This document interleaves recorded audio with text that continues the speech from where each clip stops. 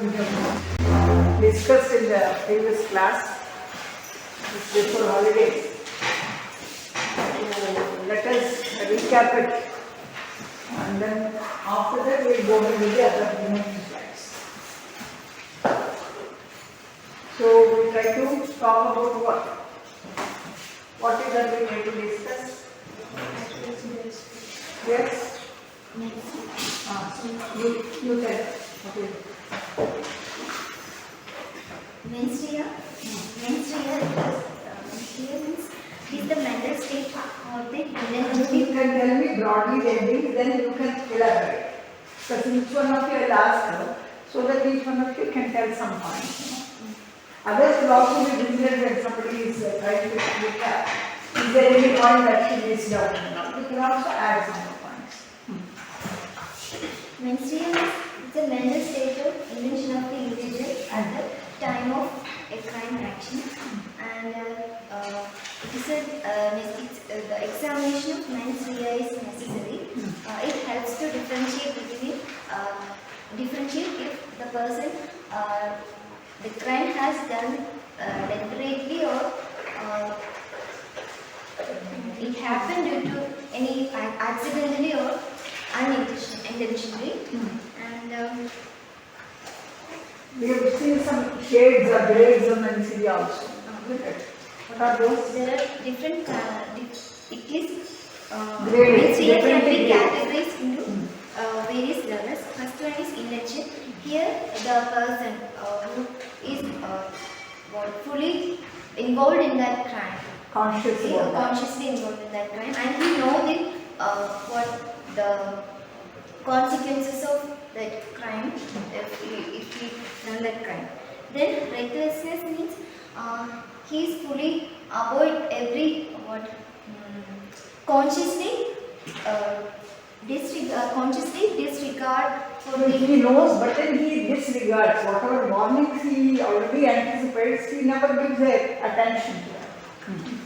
Then negligence means the individual fails to give reasonable care to the thing, and so leading to unintentional harm. That means have he taken some precautions that have recklessness will not have resulted in. That's the meaning. Strict liability means in certain cases there is no need of any Fancy. might not require proof of intent or negligence. The act itself is enough to establish the guilt. Okay. Then criminal liability. It depends on the intensity of the crime or the severity of the crime and the framework of the legal framework. Then criminal defenses. There are some general defenses. First one is claiming self-defense. Then they can claim insanity. Then duress. Then they can claim necessity of that crime. Then punishment. Severity of punishment depends upon the seriousness of that crime. There are so many punishment like fine, compensation, like penalty, forfeiture, then community service, imprisonment, even capital punishment. Then types of crime. According to the nature and impact, there are various types of crime. Violent crimes include murder, assault, then property crimes, theft, burglary, white-collar crimes like fraud and embezzlement, drug-related offences, cyber crimes. Then, why these crimes are happening? Because there are so many social and cultural factors. They include poverty, lack of education, inequality, peer pressure, and substance abuse.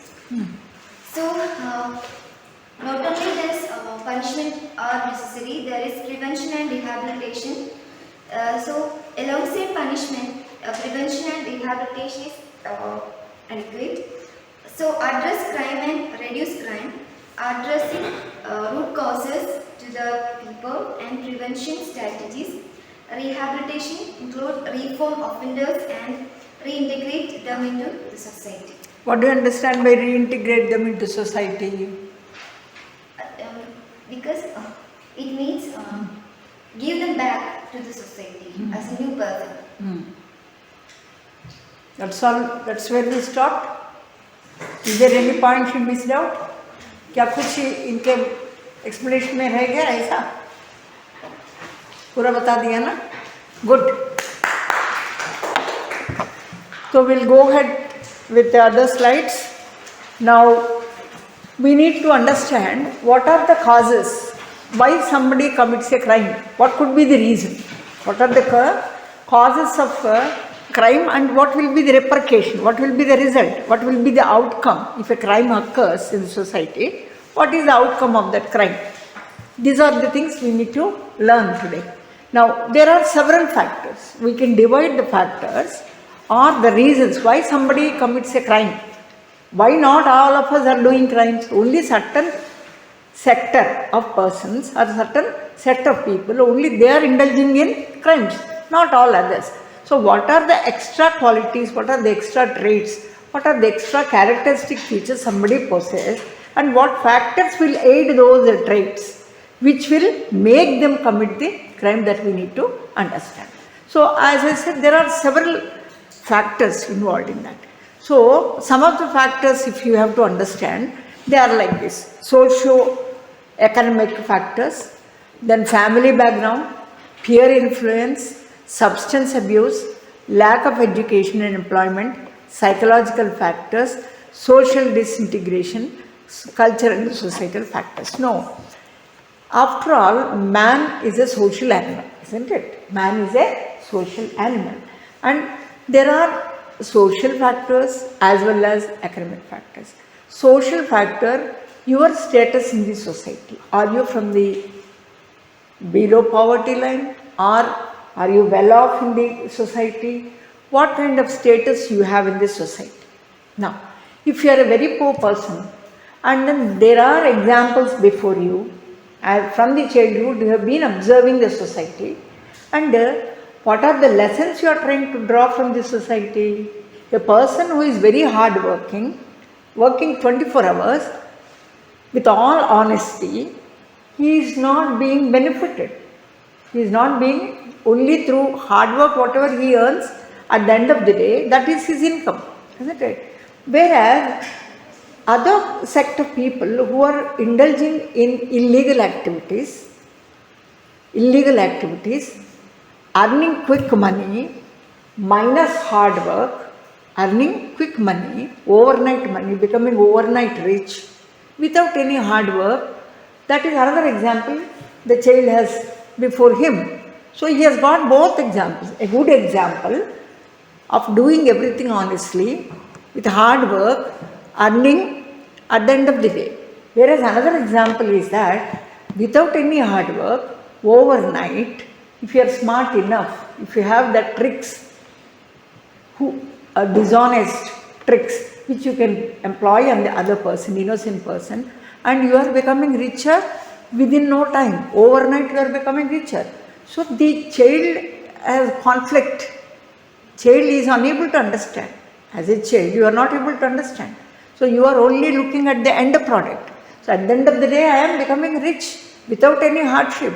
So why not I follow that route instead of this route, which is very hard route, very difficult route for somebody to follow. When there is an easy route, what is the preference of the child? So child would prefer a easy way, easy method of earning money, becoming rich overnight without any hard work. So if you have this social background, if the family background is such that the society in which you are living is giving you that kind of an example, definitely your voting as a child will be towards that way or that method or that process which will make you rich overnight, even if it means you are earning by illegal means. That is what. So for all this, what is the root cause you feel? Poverty. Poverty. Then lack of access to quality education. I have so much passion for studies, I am not able to study because education these days has become very, very costly. In order to pursue further studies, I need to spend a lot of money, even from LKG onwards. If I want my child to study in a very corporate college, corporate school with a very high educational content to be given. So I have to choose such a corporate school where the fee is very exorbitant. As a common parent, as an average parent, I am not able to spend that. So child has got this kind of a mindset. So because my parents are poor, they are not able to put me in the proper school, corporate school, while other children which are of the same age, their parents are good enough. They have no poverty. They are in riches. So how they are earning, becoming rich, how they are earning? So by illegal means. Why not my parents also do the same? At least my parents arise over. When it comes to my turn, when I become adult, why not I use the same methodology? That will be his mindset.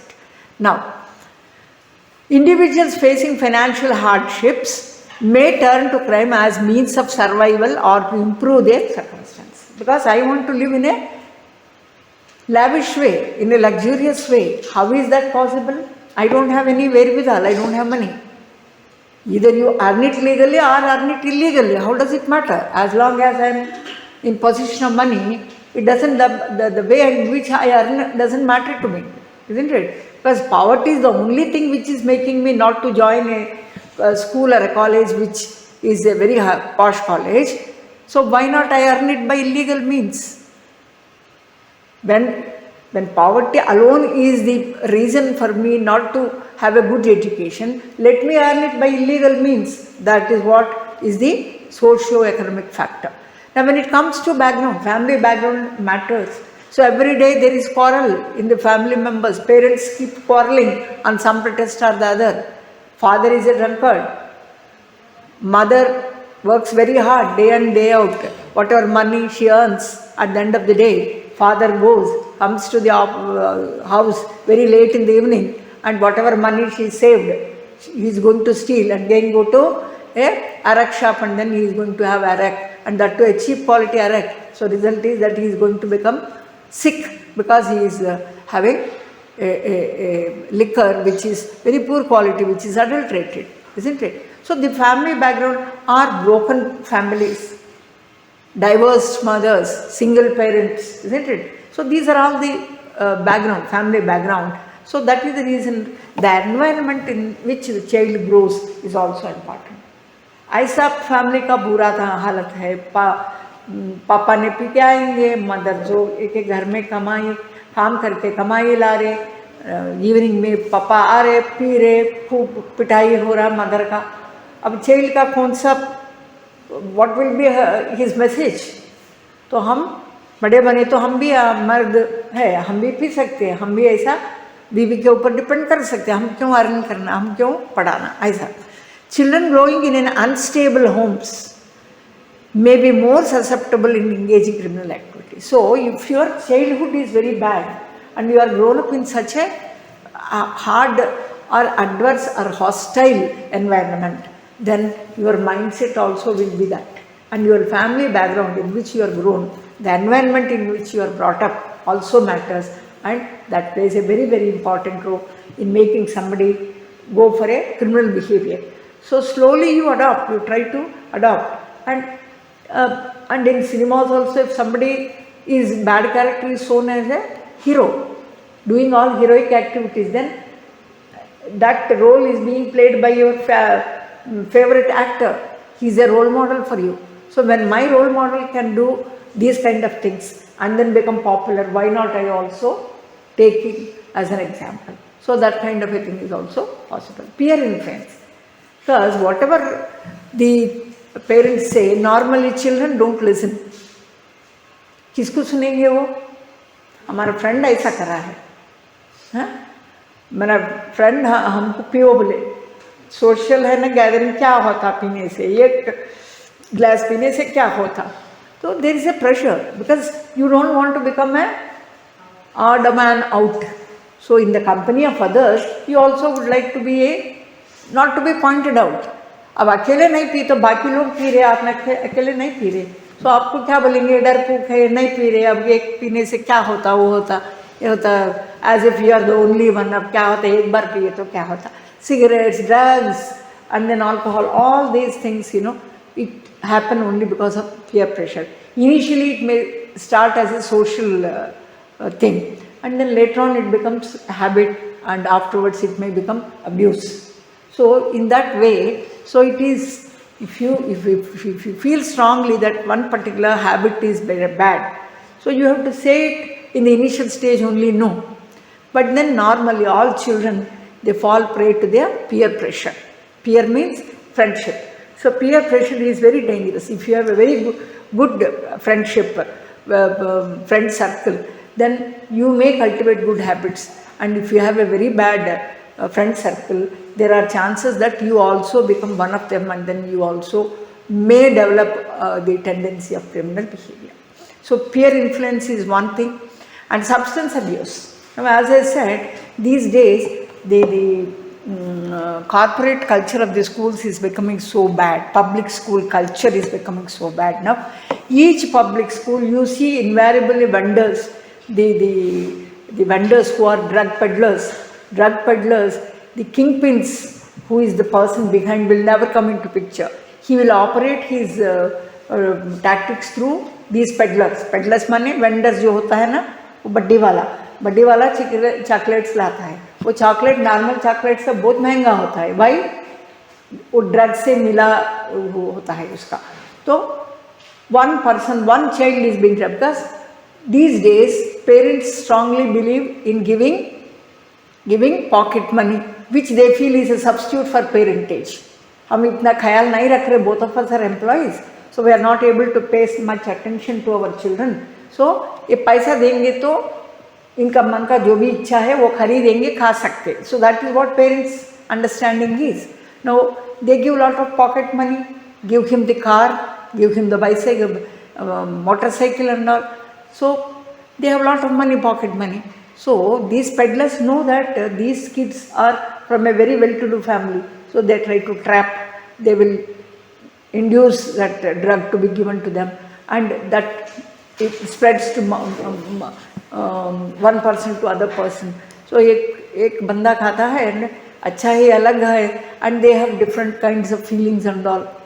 Drug खाते ही you are into a different world. Your stress is gone, your fear is gone. So every child would like to have that. So everyone wants to become fearless. अब school में teacher डांटे तो भी कोई फर्क नहीं है हमको, तो we are so strong and all. So that is falsehood. So drug also induced kind of a, they will go into a kind of fantasy, and then that will make them criminals. So there is a study which says that criminal behavior most of the time is linked with drug abuse. So drug abuse is also, or it can be any substance, it need not be substance alone, it can be any drug. Drug, alcohol can impair judgment. Why are they playing a role?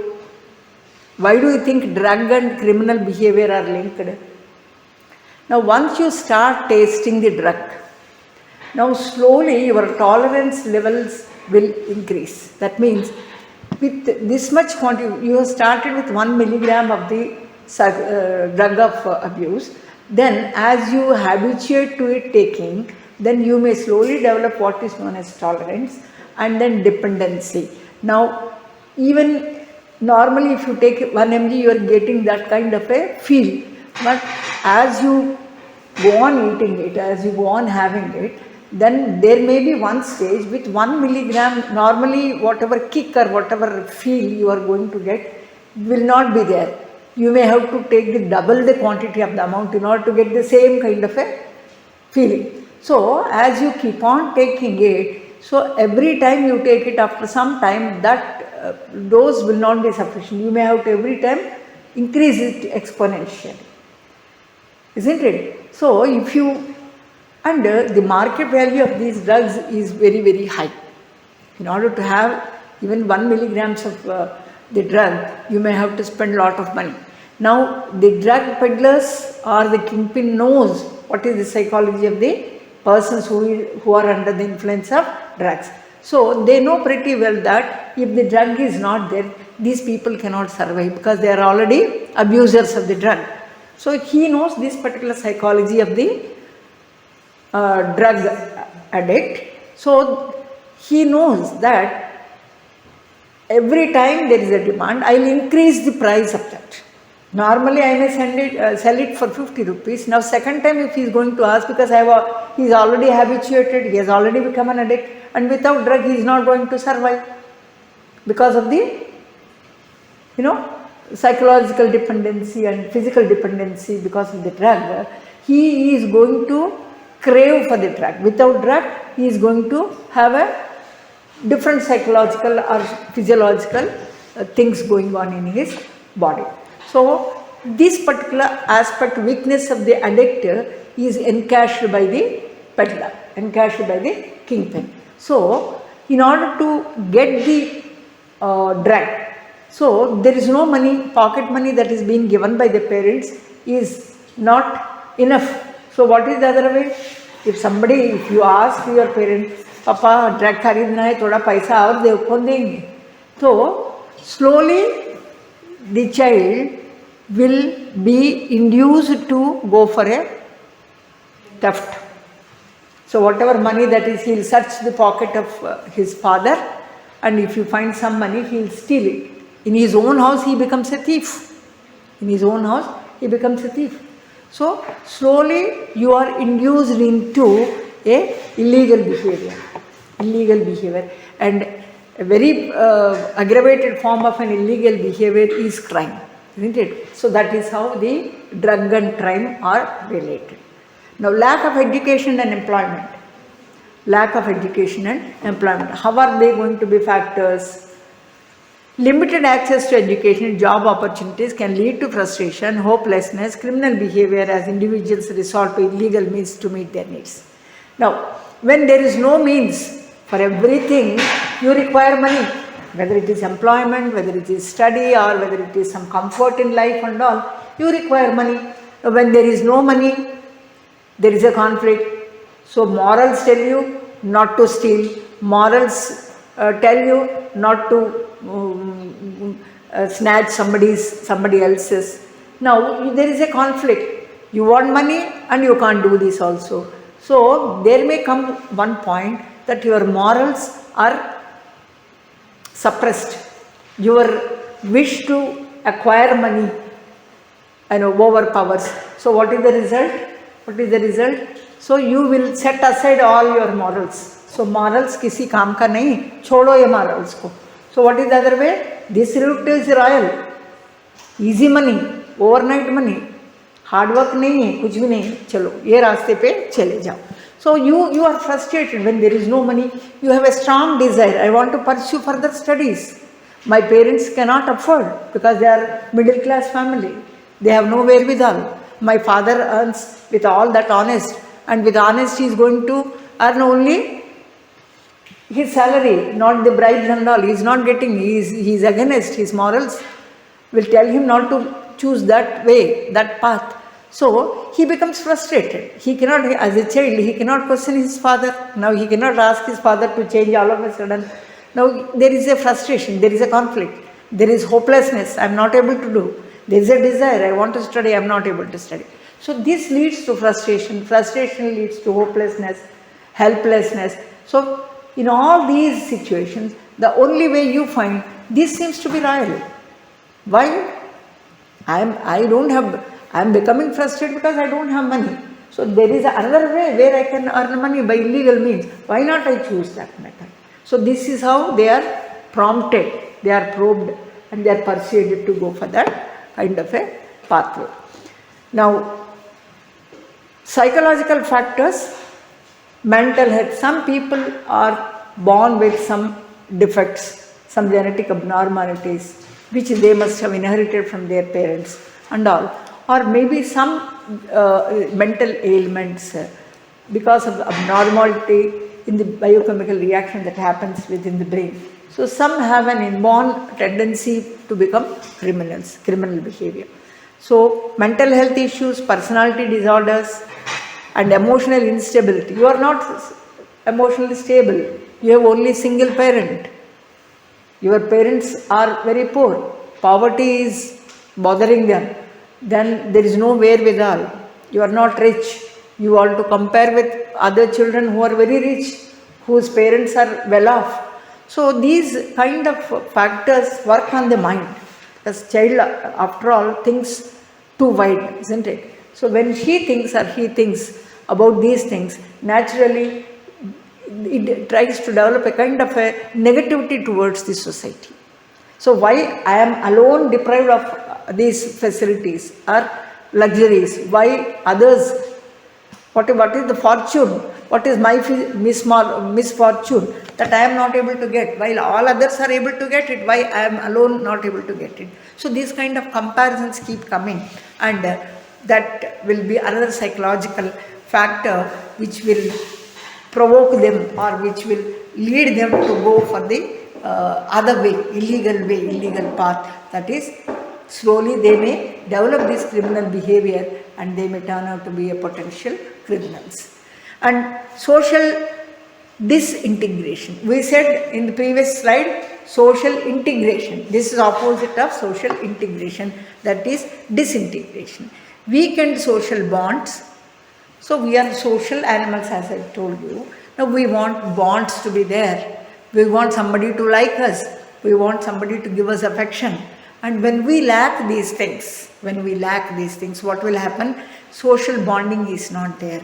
Your social behavior is something odd. You do not know how to behave with somebody, with elders, maybe with children, or maybe with the same age group. You are not being told because you are all single and your parents are, they never told you about these things. So you are unaware of these things. So what will happen? This will make you your social bonds. That is a social bond that normally should be there between peers or between elder and the younger. That is completely wanting, or that has become so weak that you don't care for those social bonds. And breakdown of community cohesion. So the society is holding as a unit. Why? Because there is a cohesion, because there are bonds, parents, teachers, colleagues, friends, associates. So these are all different bonds that we have.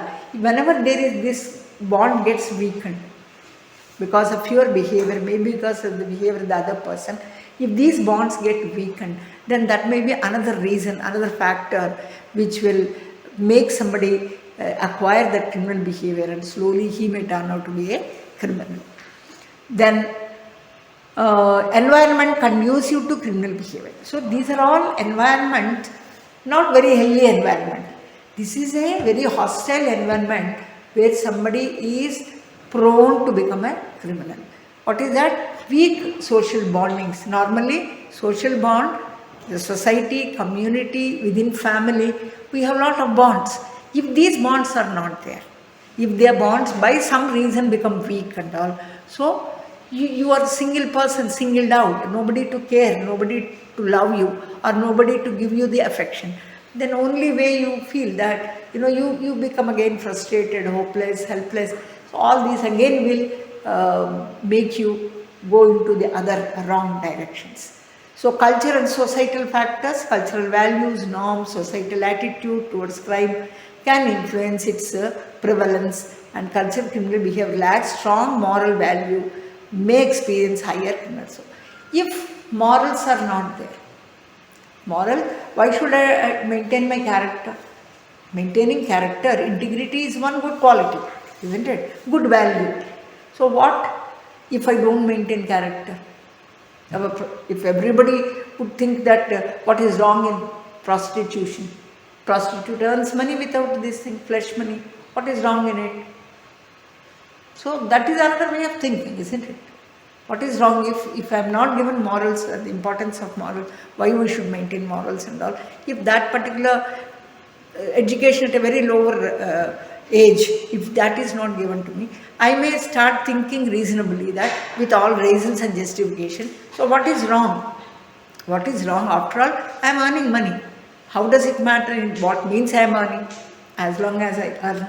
So this is the kind of attitude. So cultural, societal factors. Culture gives you some kinds of moral, some ethics. This is the kind of behavior that is expected. This is the kind of ethics that you are supposed to maintain. And this is the ethic that you have to maintain. And these are the morals that you need to follow in order to have a very civilized behavior in the society. you are supposed to display these kind of characters. And if you don't see in the environment in which you are growing these kind of values and morals, definitely you will turn out to be a different person, isn't it? So that is the reason a good school, a good family background, a good peer group, and then all these things will become a good environment. So when somebody is not given this good environment, probably the chances that that person may become a criminal are more. So that is the reason why these are all the factors, causes and factors which will change the behavior of somebody. Otherwise, you would have, had he been grown in a healthy atmosphere and a very good atmosphere, a very good environment, he would have become definitely a good person. Because it is the environment that made him bad. Because the influence of environment, the influence of education will have a very great impact in our lives. That is the reason why we say as a child you should be put in a very good school and you should have a very good friendship. So mama papa वो पीना है तो तुम भी पीने का नहीं, उधर नहीं जाना है, वो रेव पार्टी गए तो उधर जाके पीने का नहीं है, ड्रग्स लेने का नहीं. So this is the kind of morals that we try to get from our parents, from the society, from the peer group. If our association is bad, definitely that is going to badly impact, and then there are chances that will make us become criminals again. So these are all different factors, causes, different factors. Now what will be the consequence? If crime is allowed to happen, then it is going to leave lot of impacts. There are going to be lot of consequences after the occurrence of the crime. So what are the results? What are the consequences of occurrence of the crime? Now personal consequences. So personally, the person who is a criminal, what are the consequences for him? Now if you see, criminal behavior can lead to legal consequences. Now you are legally punishable. When you do a legal act, definitely as per law, as per the statute, as per the stipulation, you are liable for a punishment, isn't it? Now, that means you have legal consequences. Now, including arrest, what will be the legal? We have already seen how many punishments can be there: imprisonment, forfeiture, parole, probation, isn't it? And then your rigorous imprisonment, simple imprisonment, capital punishment. These kind of punishments are there. Now, once you are arrested, once you are convicted money, your guilt is proved and you are behind bars for, depending upon which type of crime you have done. It may have 2 years, 3 years, 4 years, whatever is the stipulation of the law, you will have accordingly that kind of a imprisonment. So conviction, and individual may face fines, probation, community service. We have given community service also. If you are good at you are a good farmer, then you have interest in agriculture. So some formal training is given and you will be asked to do that kind. And whatever earnings that you make out of the hard work, that will be saved in your bank and it will be given to you once you complete your sentence. So that is community service. Do some service to the community. Now, these are all personal consequences. What will be the result of these consequences? Once you are arrested, once you are released, once you go and try to reintegrate in the society, all others will again point out. They will try to outcast you. They will say, he is the same person who is involved in murder or who is involved in assault. He is the same rapist who tried to rape a small girl. So that kind of a outlook will be there from the society. He will face the antagonism from the society. So arrest or conviction or punishment, whatever that you try to get in the criminal justice system, and once you try to reunite with the society or reintegrate with the society, these factors will definitely come in the picture, and it will be very hard somebody who is a convict, who has already spent some time in the jail, to prove his credibility. Now I am no more a criminal. I have already spent my jail tenure in prison and all. Now I am free. My charges are over, discharged. So nobody will believe. Once you are a thief forever. So that kinds of personal consequences will be there as an outcome of the crime.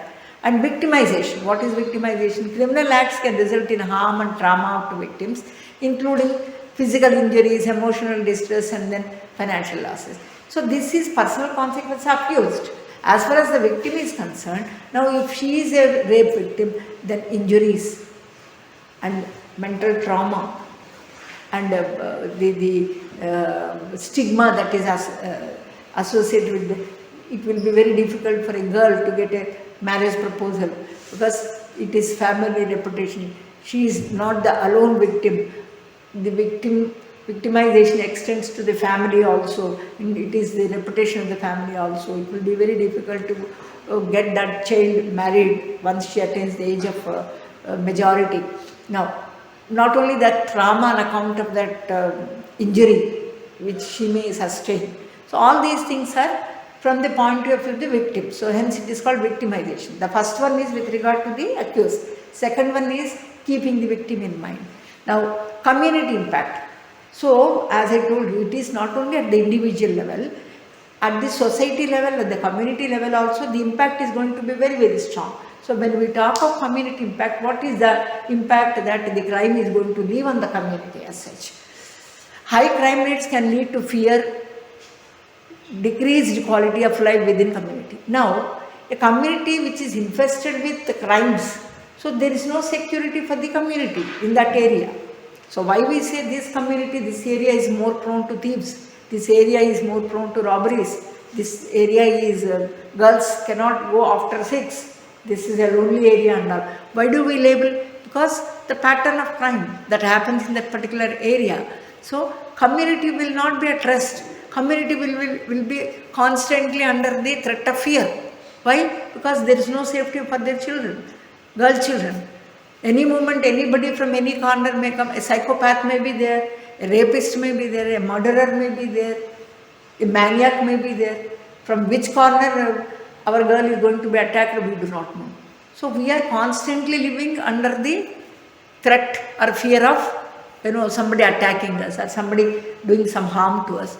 So community, if there is no security, then definitely crime, more and more crimes happening in that particular locality will not give any kind of a security to the local people. So that way even community also gets affected. Then residents may live in constant state of insecurity. So whenever there is fear, there is no security, isn't it? So there are police whenever you call that there is a crime, they are not responding.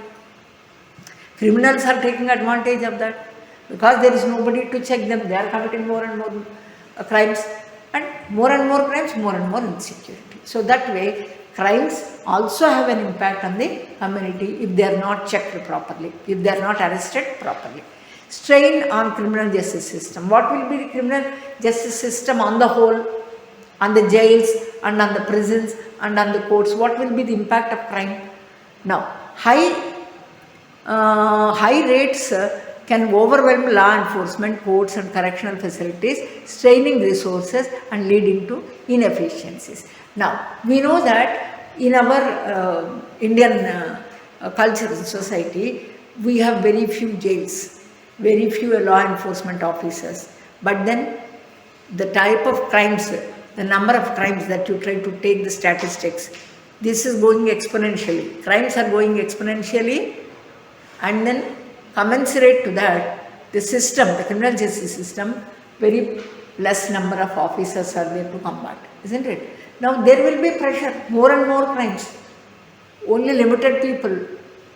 If 1,000 crimes are there, or 10,000 crimes are there, or 1 lakh crimes are there, or maybe 1 crore of crimes are there, but the same people have to investigate all those crimes only, unless there is a heavy recruitment, unless there is heavy employment of these officers. Otherwise, if the employment is not going to be there, then same set of people have to look into so many crimes.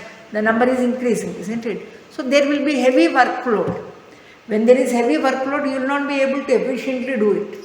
So inefficiency will be the result of it. So it is not only impacting the individual, accused, victim, community, then the criminal justice system also. After all, at the end of the day, any crime, after an investigation, it has to be presented before the court in order to convict the accused or in order to acquit the accused, isn't it? So, if there are more crimes, what will happen? More people have to investigate it, more courts have to be there to prosecute it, to try the case and all. So, accordingly, the workload will be more. And workload, why is it more? Because there are a number of people who are there in the system to control this or to do these things are very few in number.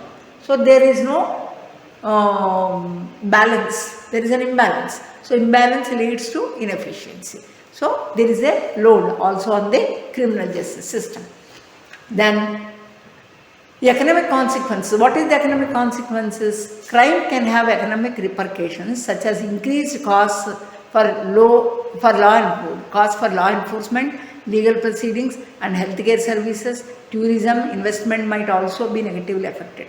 So as and when the crimes are increasing, they do have the impact on the economics also, because lot of money is being taken away by the criminals. So there is a deficit. Now when there is a deficit, too much demand and too few resources. So what will the government do? In order to meet out that ratio, they will enhance the prices. If you enhance the price, lowest rung of the people, they don't buy unless it is a necessity. Why will they buy? Only upper class people who have that economic means, only those can buy. So others cannot. This is one way of controlling the resources, because the resources are very few. All resources have been taken by only one category of persons. All law breaking people, they are taking away. And law abiding citizens, they are more in number. Actually, they are more in number. And in order to meet out these necessities, they are not able to meet. So some things which otherwise are necessity now may become luxury.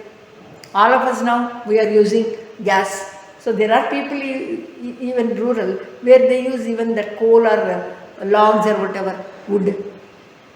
So they are using it. So that means what? Somehow we have to live. Just because there are no resources, we cannot die all of a sudden, isn't it? So we have to somehow live. So resources will become scarce. So when resources become scarce, definitely to meet out the balance, government is going to enhance the rates of commodities, even essential commodities like tamarind, dal and all. Nowadays they are so exorbitant, isn't it? Even vegetables are exorbitant. We can't do away with vegetables. We have to eat vegetables only, isn't it? We have to survive somehow.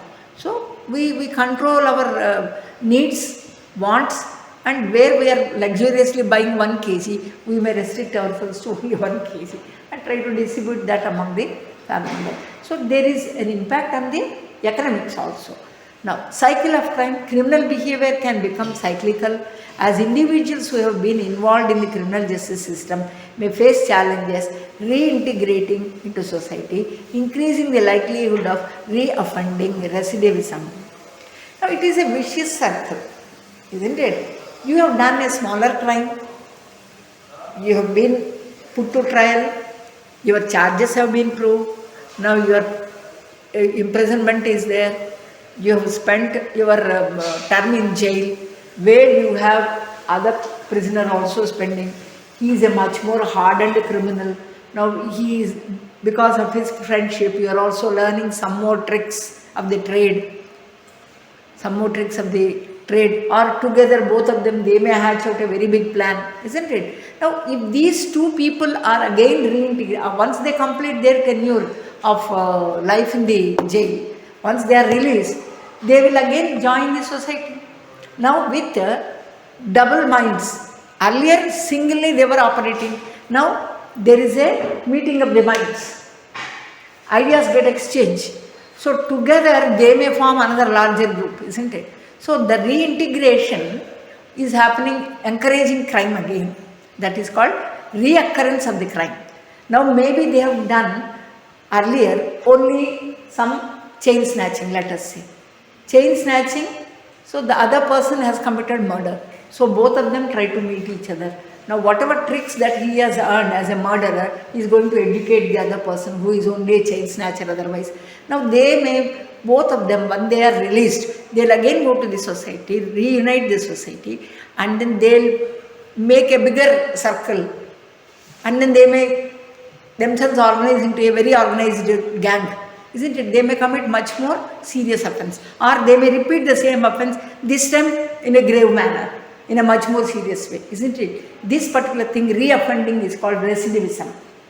A term called recidivism. Recidivism is reoffending, doing the same offense in a different way, same offense.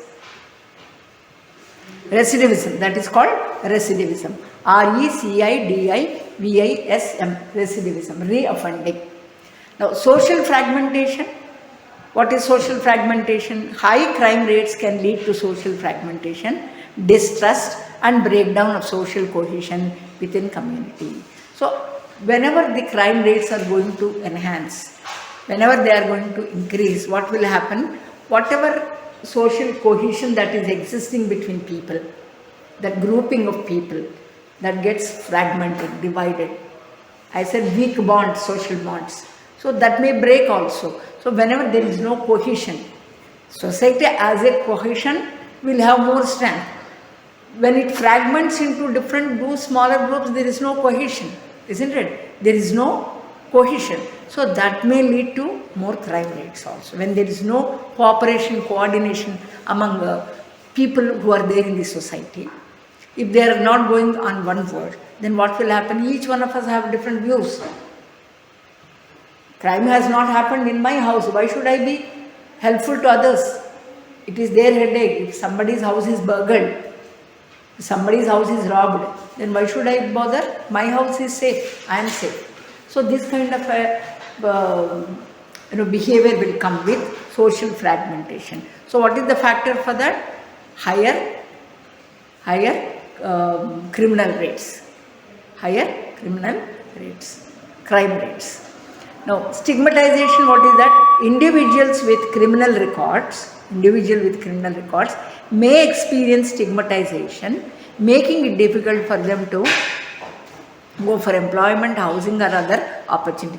These days, there is in metro countries like metro cities like Mumbai, Hyderabad, Bangalore, Delhi and all.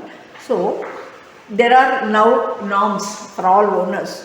Owners of the house, don't let your house to an unknown tenant who is coming from a different place and without knowing his credentials, without knowing their background, don't give them, because we don't know, he may have some criminal background, we have not seen this thing.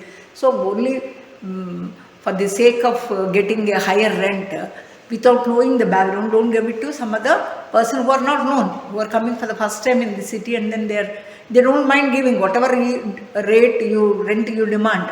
More than that, he is ready to offer. Why? Normal person will bargain. Common person will bargain. So others, if you find somebody with these peculiar traits, not bargaining, rather he will say, I'll give 2-3 months rent in advance, even without you asking, without owner asking. If he is coming forward and then say that I have a military background, I am from a person from army, so I am known for my trustworthiness. Even without reminding me, I will give you the rent on first itself. So people who come with this kind of a thing, so we should not fall prey to that. So what it says is, people who have some criminal background, those who have spent some time in the prison, those who have been convicted, will have a negative thing attached with them. Even if you say that we have completed our jail tenure and then I am convicted, my charges are over, even if you say also, so socially you are attached with that negative stigma. You are being attached with negative stigma, and if you want to go for some employment, because there is a column in the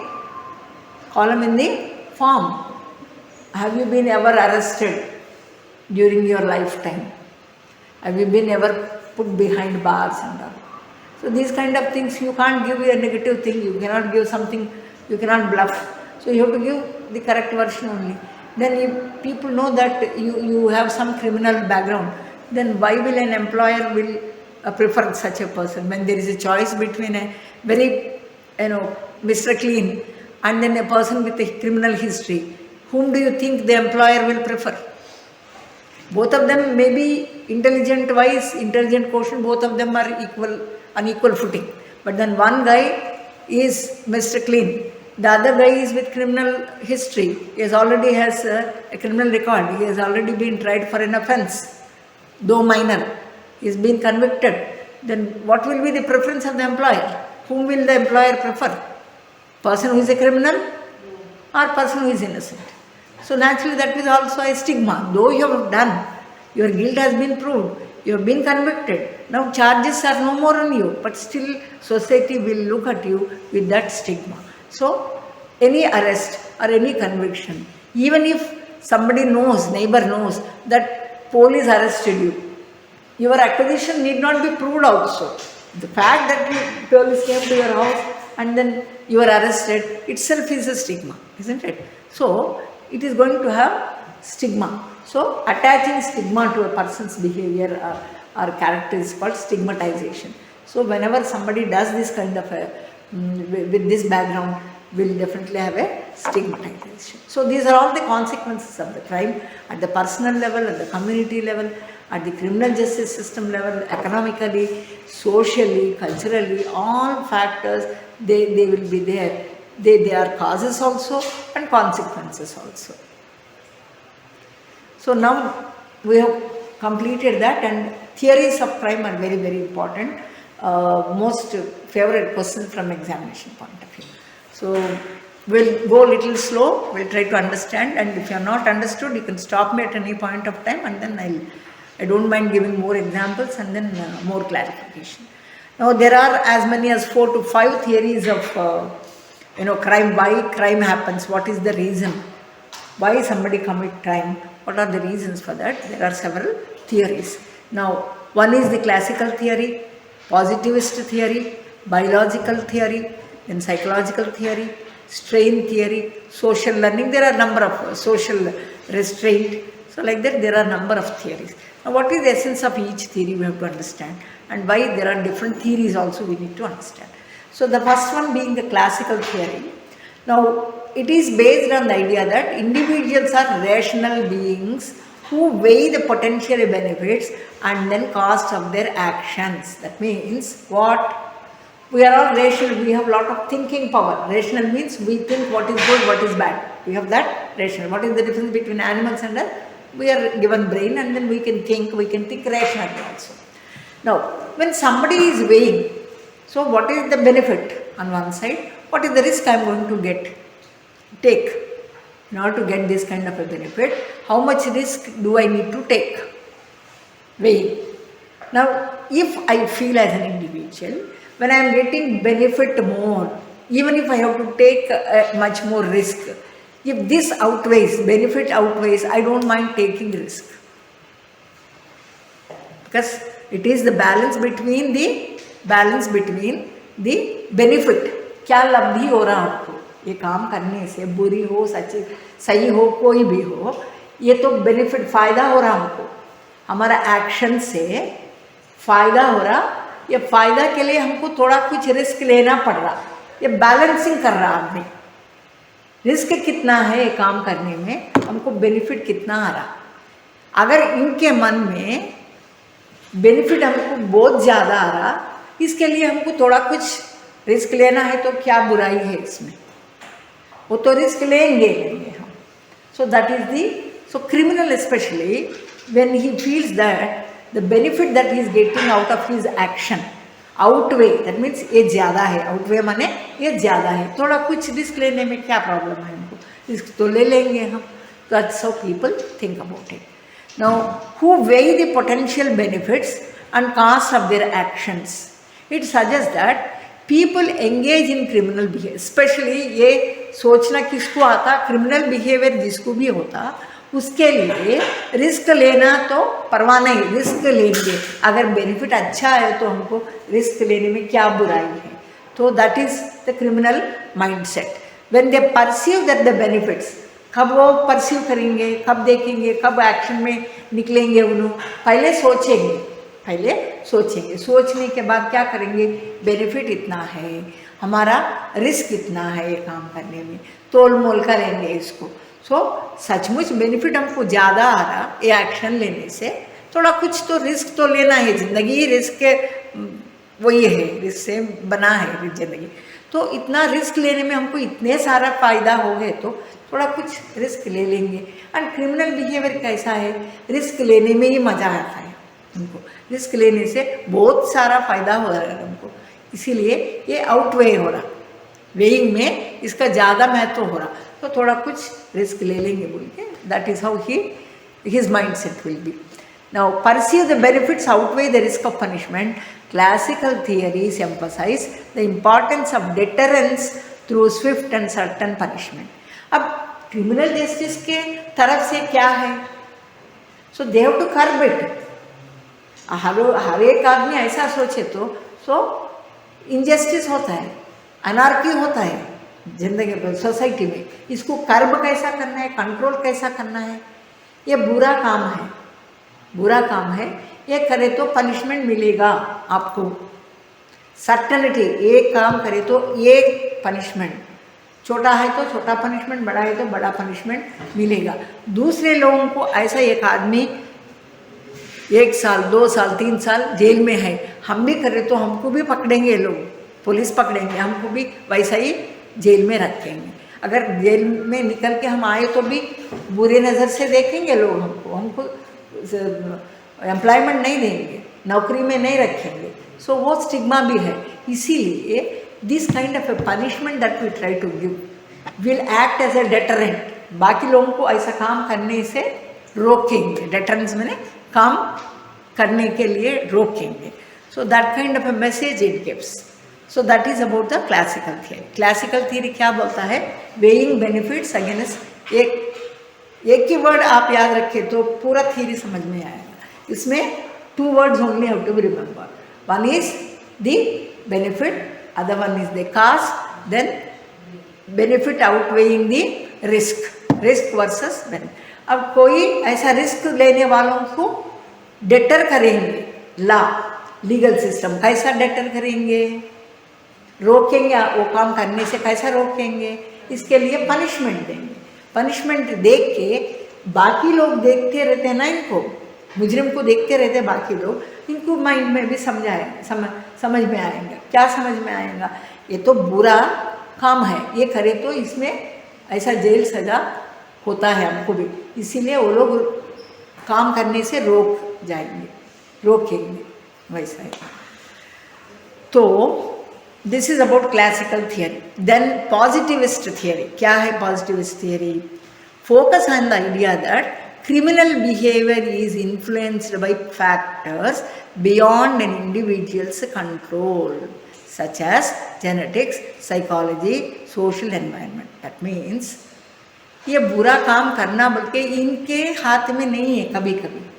अब इनका mind set ऐसा हो गया, इनका genetic makeup जो भी jeans ऐसा हो गया, पेरेंट्स से ऐसा आ गया इनको, सम अबनॉर्मलिटी ऑफ द माइंड ऐसा आ गया इनको, वो नहीं रोक रहे, इनसे नहीं हो रहा. कंट्रोल करना बोल के इन्हों कोशिश कर रहे मगर इनबिल्ट हो गया इनमें. सो पॉजिटिविस्ट थियरी प्लस इनका ऐसा होना मेनी फैक्टर्स डिसाइड होते. Psychological factor, genetical factor, biological factors, physiological factor. There are so many factors which are not in the control of the person. अगर आपके कंट्रोल में है तो आप इसको कंट्रोल कर सकते, वो आपका बस का नहीं है, आपका कंट्रोल में है ही नहीं ऐसा चीज़ें. So you can't control, it is inbuilt. आप तो मुजरिम बनेंगे, क्रिमिनल बनेंगे. तो उसमें पॉजिटिविस्ट थियरी जैसे certain things are not in the control of the person, they are being influenced, they are being inbuilt by way of genetics, by way of psychological things, factors, by way of their physiological factors, by way of inheritance. These are there as traits in the person on which the person has no control or little control. So that's what positivist theory. So first one is balancing theory.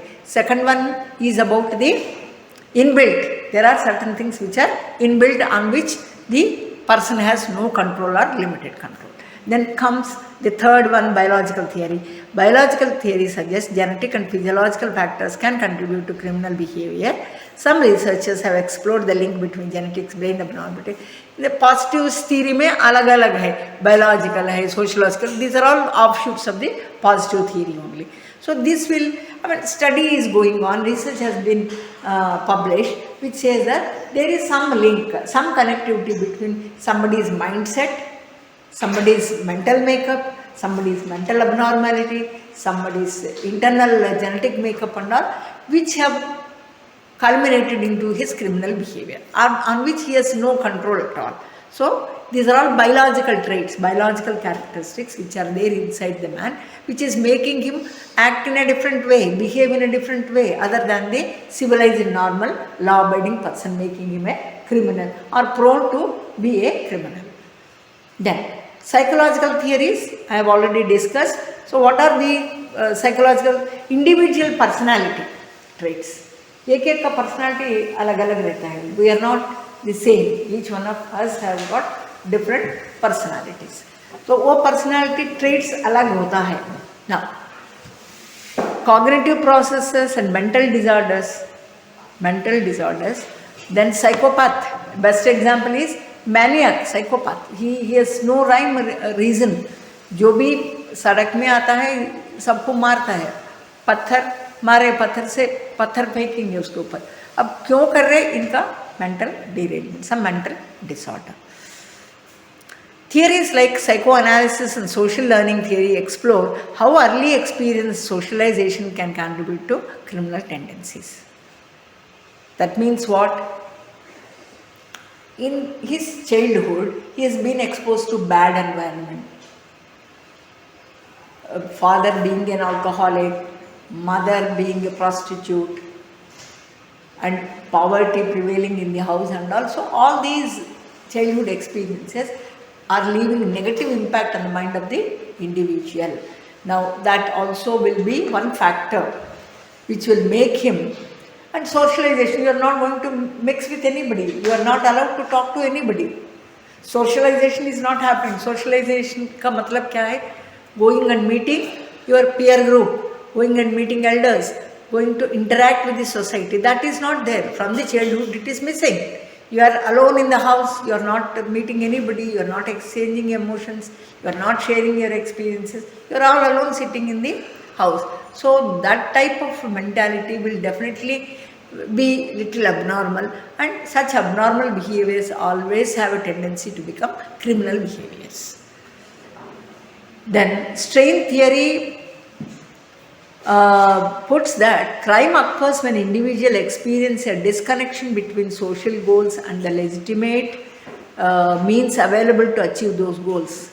What do you mean? Each one of us are aspiring. We have lot of aspirations, wants, desires, and we have a goal. What is your goal now, as of now? To complete this PG diploma and then join some other PG degree as of now. Somebody has short goals, somebody has long goals and all. Now, there are means to reach that goal. I can reach the goal in a very honest way, legal way, this way. I can also achieve the goal by shortest way, illegal way, which is not approved by the society. There are different ways. Goal is the same. For both of us, goal may be the same. Because as a law-abiding citizen, I have chosen a right path, which is an honest path, a little difficult, hard to attain that goal, but still I prefer that goal. There is another category of persons, they prefer a goal, same goal, but then the means रास्ता जो चुन रहे वो illegal है. क्यों illegal method? आसान से achieve कर सकते इसको, easy to reach the goal within short time, है ना? This I'll prefer. Why not this? This hard है, difficult way है. So I don't prefer this.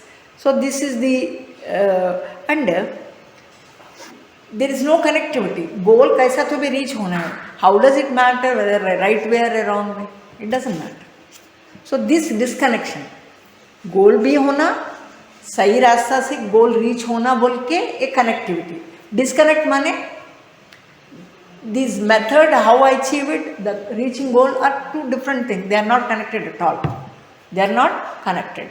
ये रास्ता चुनो, वो रास्ता चुनो, कोई connectivity नहीं. Goal तो reach होना. So people with criminal behavior, they lose this connection. Reaching the goal and having a goal. These are two different aspects. If there is connectivity, people with right mindset, people who are honest, who are law-abiding, what do?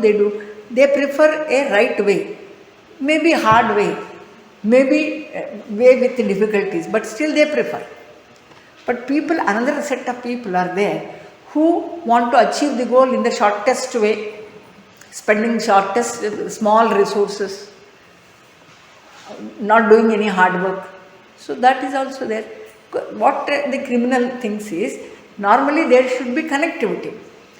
गोल भी होना, अच्छा तरीका से गोल reach होना, these two are different things.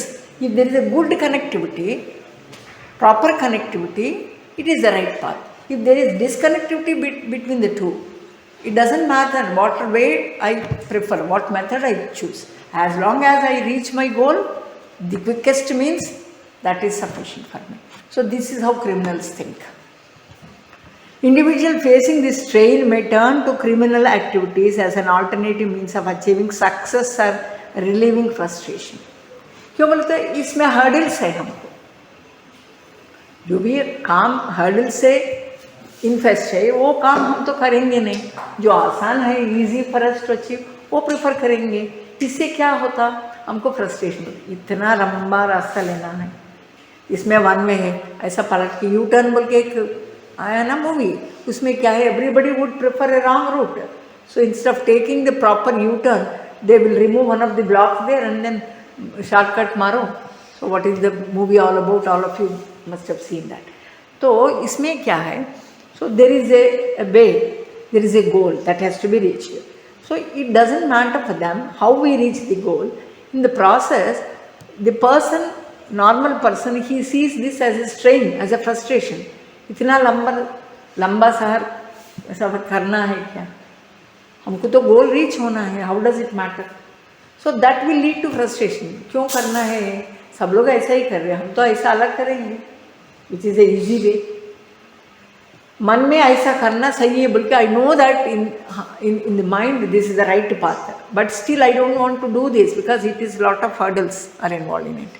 I don't want to do it, but then my morals tell me not to go for that. But then another reasoning mind tells me that this is the easiest way. So there is a conflict, there is a frustration. I want to do, I am not able to do, there is a frustration. So people who get frustration very easily are the ones who try to commit mistakes more, and they are the ones who may develop the tendency of criminal behavior. So all these theories, I hope you have understood. Classical theory, positive theory, biological theory, psychological theory, and then the strain theory. Strain gets developed. Strain means strain develops, frustration develops. Why frustration develops? You have a clear goal to achieve, and there are two routes to achieve that goal. So what are the two routes? One is the right route, the other one is the wrong route. And as an individual, as a responsible citizen, you know that this route is right and this is wrong, but still you know as a person, if you start rationalizing, you think this route, though right, involves lot of hurdles, lot of hardship, you may achieve it, you may not achieve it, and it takes lot of time, longer time, then why not I choose it? And if your mindset provocates you to go for this particular route, then you are into the criminal behavior.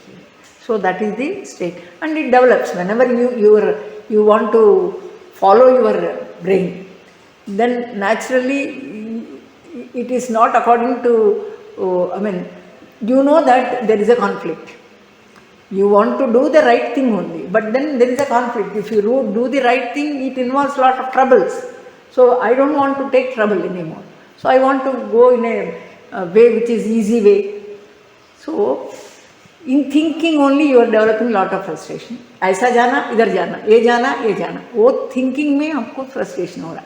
And finally your mind may decide this way. Your mind may decide this way. That means your mind is prompting you to go for a criminal behavior. And finally when your mind completely takes over you, so then you may become a criminal also, isn't it? So these are all different strains, and there are some more theories. So theory, these are different kinds of schools of thought. One is social learning theory. One is, this is a very important question from examination point of view. If you have not understood, please stop me. The previous slide you have understood positivist theory, biological theory, psychological theory, isn't it? Did all of you understand what it is? Then strain theory and all. So these are some more theories. Social learning theory. What do you understand by social means? through society. Learning means you are trying to acquire the knowledge from the society itself. So this theory suggests that criminal behavior is learned through interactions with others exposed to deviant norms. So society gives you certain norms. Society tells you that this is good, you are supposed to do it. This is bad, you are not supposed to do it. Who is going to give these norms? Society is going to give us lot of morals, lot of norms. And people are divided. The behavior which is expected behavior, a behavior which is deviant behavior. Isn't it? A behavior which is expected as given by the society, societal norms, they are following that. And another group of people not following the norms. So these people are deviant people. They deviate from the normalcy. Deviant means deviate from the normalcy. Alag hai, normal se alag hai. Now what do?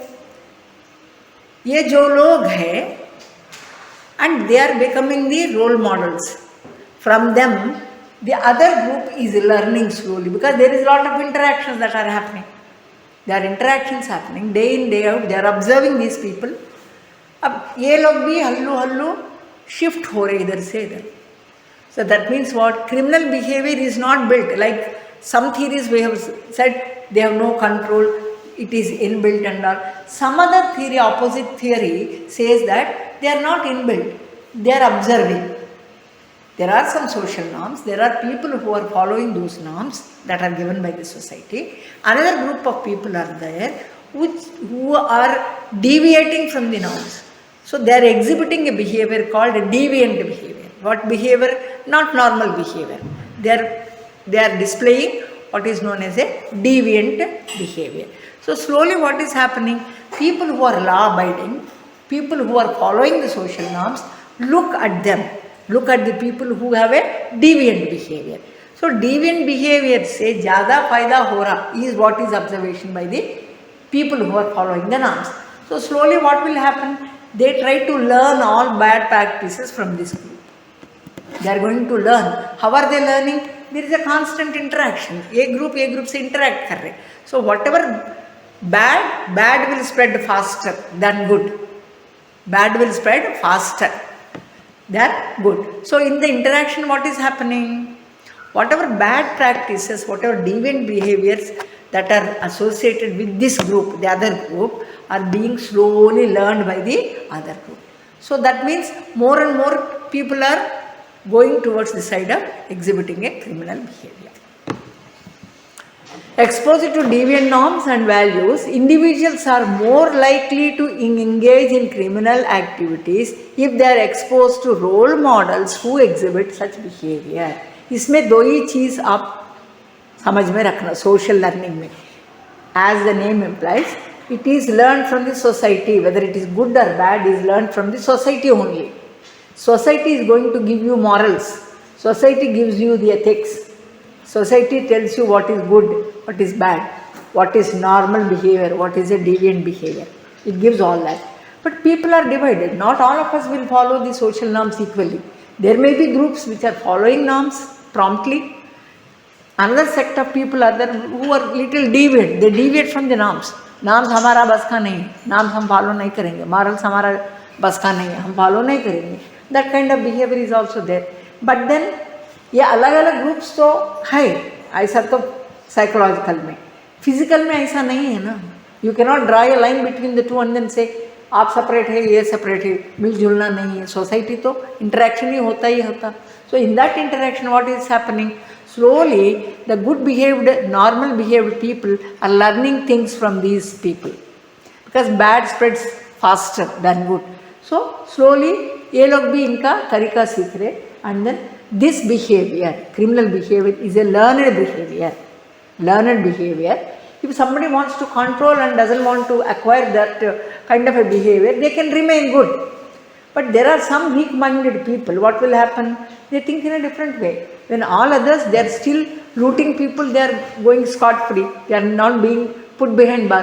Why not I also learn the same kind of behavior? So they slowly learn these kind of behaviors by the interaction that happens between the groups. And social control theory, social learning theory समझ में आया क्या?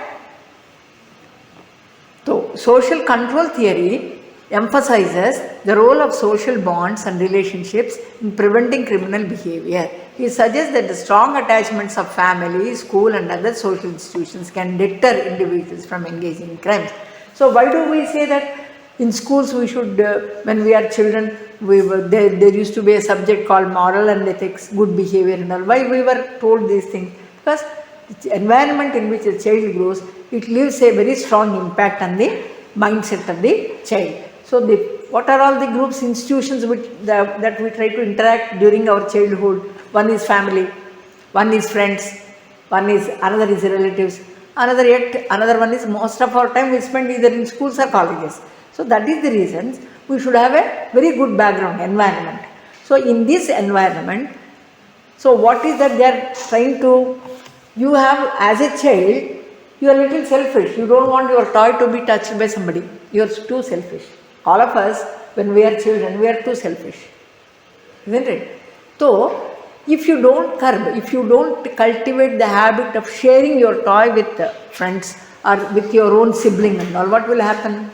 That kind of selfish possession will grow as you grow in age. So, maybe that is another negative factor which may not be antisocial behavior. Somebody tries to take it, you become so wild, you become so aggressive, you try to beat them. So that kind of a behavior will develop. So what it says is, in these institutions, to start with family, community, school, state as a whole, if there are no norms, if there are no restrictions, or if you are not told that if this behavior is exhibited, this is the repercussion of it, this is the consequence, people may avoid you, people may nickname you, people may label you, they may not make friends with you, if you can tell these good things. So what are the institutions? Half our time is spent only in schools with the families. Now nuclear families, we say it should be discouraged. Why we say nuclear families need to be? There are no elders these days to tell you what is good, what is bad. Parents are busy in their own employment. So there is nobody, no elderly person in the house to tell you which one is good, which one is bad. Nobody teaches us moral, we feel bored. Somebody tells us morals, we feel bored. Isn't it?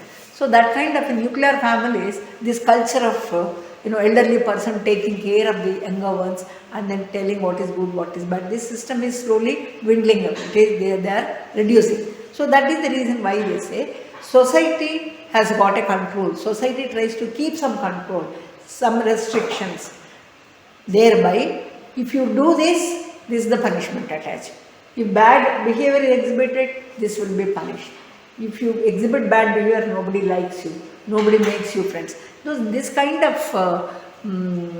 restrictions which are put in these institutions is helping us not to acquire those characters. So because we are afraid, we are social beings. If nobody talks to you, we will become isolated. We don't want ourselves to be isolated. We want to be in the company of somebody, good company at least. So these are the institutions which will tell you which is bad, which is good. Bad behavior should be curbed, it will be punished, good behavior will be encouraged, and you will, the more good you are, the more friends you will have, and you will have a good name in the society. So these kind of, what you call preachings in the school, preaching in the family will help us, it will shape our character, it will shape our personality. So that means the institutions, whether educational family, will give us the positive impetus which is required for us to become a morally healthy person. Then routine activities theory, labeling theory. What is labeling theory? Labeling theory argues that individuals become criminals when they are labeled as such by the society. ये क्या है? एक बार पता है उन्होंने jail से आ रहे, jail का ज़िंदगी काटा है, 3 साल सजा हुआ है इनका, तो अब रख रहे आपके शॉप में रख रहे उनको, समझिए, एक मिनट सोचिए अब क्यों आपको उनको रख रहे, और दूसरा आदमी को भी रख सकते हैं क्यों? So that kind of stigma is attached whenever you are arrested, whenever you are convicted, whenever some allegation is there against you, people will look at you with all suspicion. So they think that once you are a bad character, how to believe you? You may still have that thing remaining in you. So that kind of a label they try to put. They put you a tag, a label, and then people may avoid you. So all the more when you face this kind of a negative feeling from the society, when you are trying to integrate yourself into the society and you get these things back from the society, naturally you feel still people anyway are nicknamed me. People have already put me this tag. Why not I do it again? So that kind of a feeling will come into the mind of the person. So that is called labeling theory. Once you are a criminal forever. That is the kind of tag or that is the kind of stamping that you are going to get from the society. Routine activities theory. This theory focuses on the convergence of three elements. What are the three elements? Motivated offenders, suitable targets, lack of capable guardianship. So these are the three factors that are responsible for somebody to become a criminal. So these are, what is the motivating offender? If you do this, I am getting this benefit. Motivated means, if there is, because there is a benefit, I am doing this. When the benefit that is coming out of commission of a crime is motivating me to do it again and again and again. एक बार लूटी करे तो हमको, एक बार bank का लूटी करे तो हमको, I am getting crores of rupees. So that is the motivating factor for me to go in for a bigger bank and then looting it. So for that, what are the things which are favoring me? What are the things that are favoring me? Suitable target. Target, एक आदमी को हम target कर रहे हैं, किसको? Community को target कर रहे हैं. I know that in banks lot of money is going to be there. All customers they deposit money in the bank. So हमको बैंक लूटने में बहुत फायदा है than going in for an individual house and then taking a risk of again neighbors भी होता है, and that too banks which are located in the outskirts. I try to target them. Why do I target? As a robber, as a gangster, I try to target the banks which are located in the outskirts. हम क्यों target कर रहे हैं उसको? I know that in the outskirts there are not very many neighbors. Vicinity में residential house है नहीं, and guards भी उधर इतना अच्छा काम नहीं कर रहे गार्ड्स. सो पहले दिन हम अच्छा रेकी करें. I have insured money transaction कब होता, कौन सा टाइम में होता, अब एक कस्टमर्स का फ्लो कब होता, वो सब हम रेकी कर दी. हमको थोड़ा कुछ आइडिया है इसके ऊपर. तो next day I go with all preparation, I will do the crime. So next time my target will be much more bigger bank. So lot of customers है, वैसा हम टारगेट करेंगे. सो this is the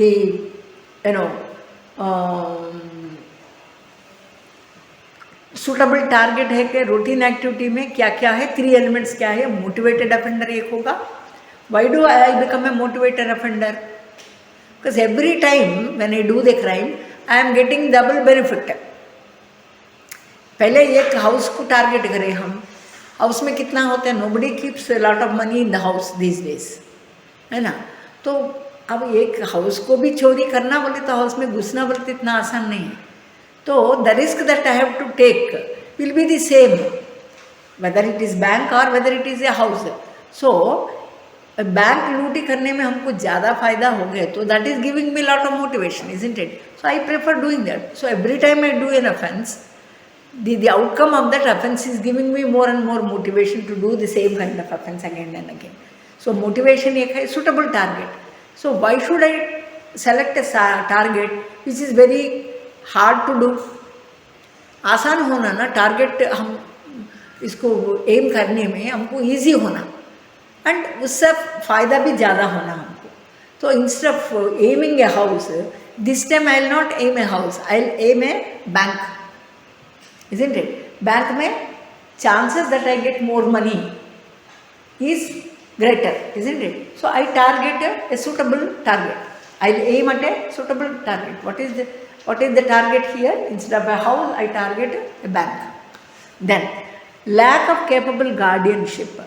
That means guards नहीं, जो security guard जो होता है इसमें इतना पूर गार्डिंग नहीं है. बैंक तो बड़ा है मगर शिफ्ट्स में नहीं आ रहा, वो लोग तनख्वाह नहीं आ रहा, प्रॉपर नहीं आ रहा, इसीलिए वो लोग नहीं आ रहा प्रॉपर.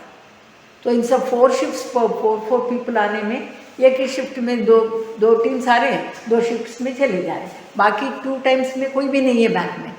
वो उसके सिक्योरिटी करने में कोई पेरीमीटर सिक्योरिटी कोई भी नहीं है, वीक है बहुत. सीसी कैमरा में भी ऐसा ही इंस्टॉल है मगर काम नहीं कर रहे. So he has made a recce, he knows all this things. So वो मोटिवेशन दे रहा, टारगेट के तरफ से वो मोटिवेशन उनको मिल रहा. तो he will definitely aim those targets only, isn't it? Then such a high power rates or lack of surveillance माने कोई गार्ड नहीं है इधर, सर्वेलेंस माने प्रॉपर सर्वेलेंस नहीं. So I prefer those targets.